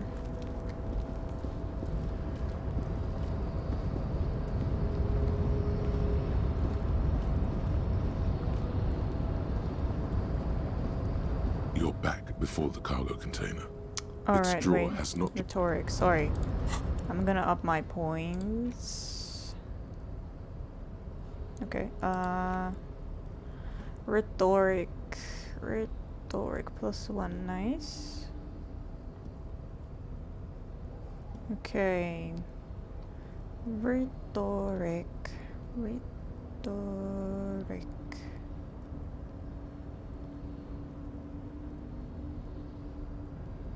Sag. Okay, this is the best I can get. Before the cargo Push the container. door. Its drawer, despite the dirt that surrounds and trails you, a beacon of light emerges from deep within you. Hello? Is there anybody in there? The door stands silent. Satisfied, detective? A wry smile crosses the lieutenant's face. Try again. If there's someone in there, I'd like to talk to you. Just like that, you hear a click, then a rattle. Some mechanism unlocks itself inside the door. What do you say about that, Kim, huh? Ahoy! Come on in! What the fuck? You can't be serious. Let's go! What the actual... Hello? What? The man stands at the far end of the shipping container. It's hard to say anything more about him. You cannot make out any of his details, but you do feel the overwhelming presence of capital. I really hope I can keep all of this money. I really, really hope that. The feeling causes all the hairs on your body to stand at attention, like soldiers preparing for review. Squint. Something's amiss. The light beams bend around his face and scatter in 1,000 directions. It seems the laws of physics do not apply here. They are suspended, distorted, and echo. Trying to visualize the physics at play is liable to give you an aneurysm. Don't think about it too hard. In the general stillness, only your tongue moves, flickering as you utter. Hello? Welcome. Come in.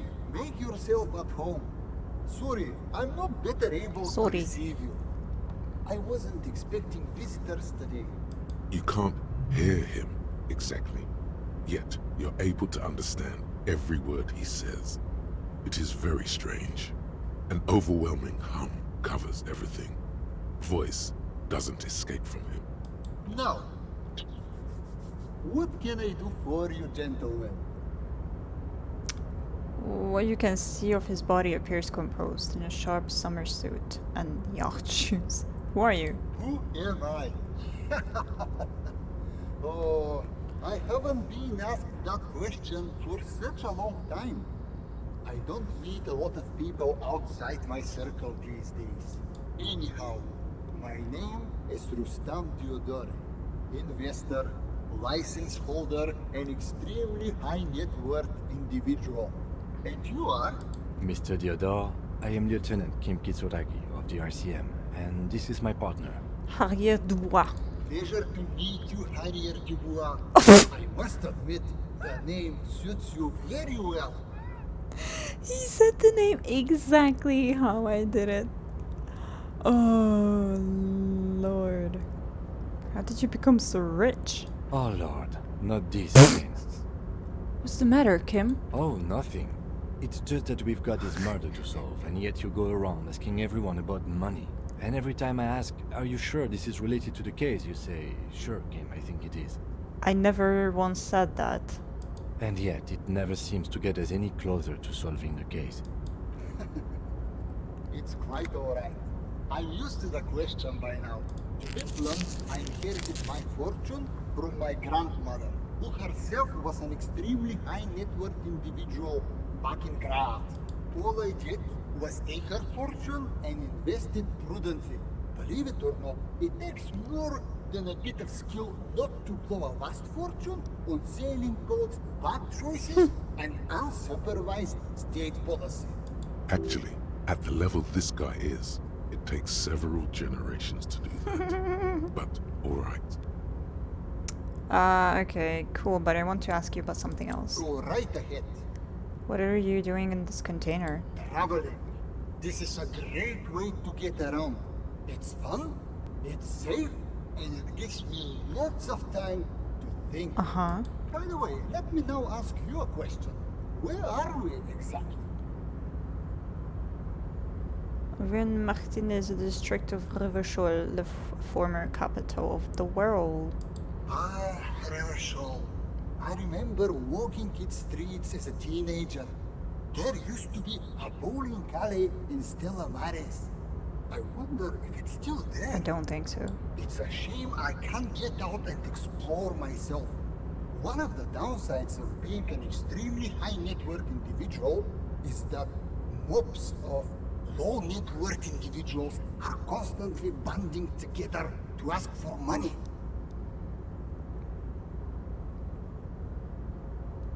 Wait, why didn't you help them? You've got so much money, it can't make a difference to you. There simply aren't enough hours a day to handle all the handouts. It's like feeding seagulls.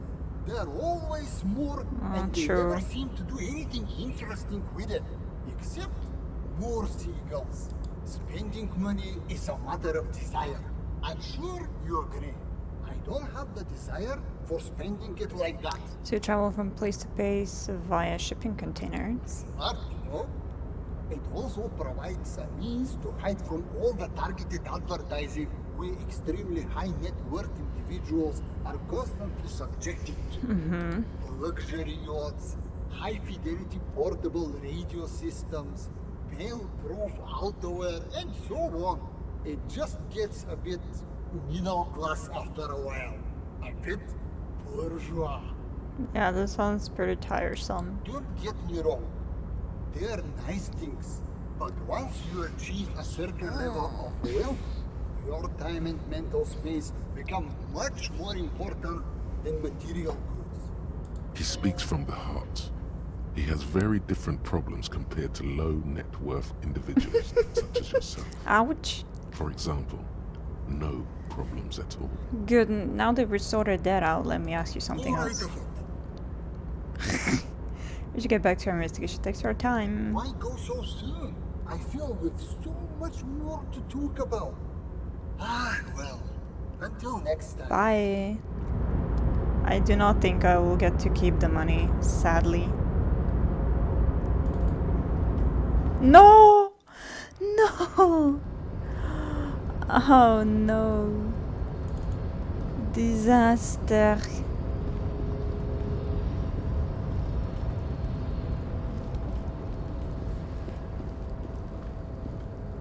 A big fucking disaster.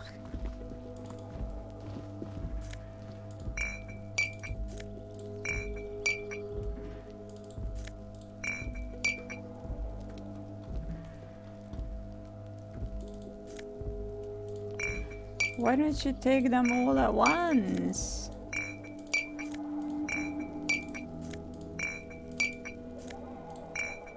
Kim, stop going around and round. Okay.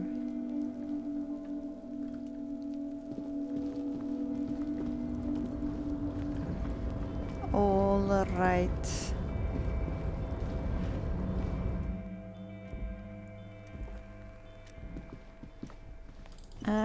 Thank you for the autosave game. I've made a shit ton of progress. So now I'm gonna quit.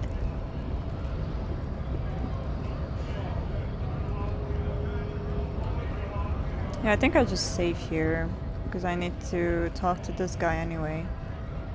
So yeah. That's it. Thank you so much for following my adventures. Hope you stay safe. Take care of yourselves and see you the next time.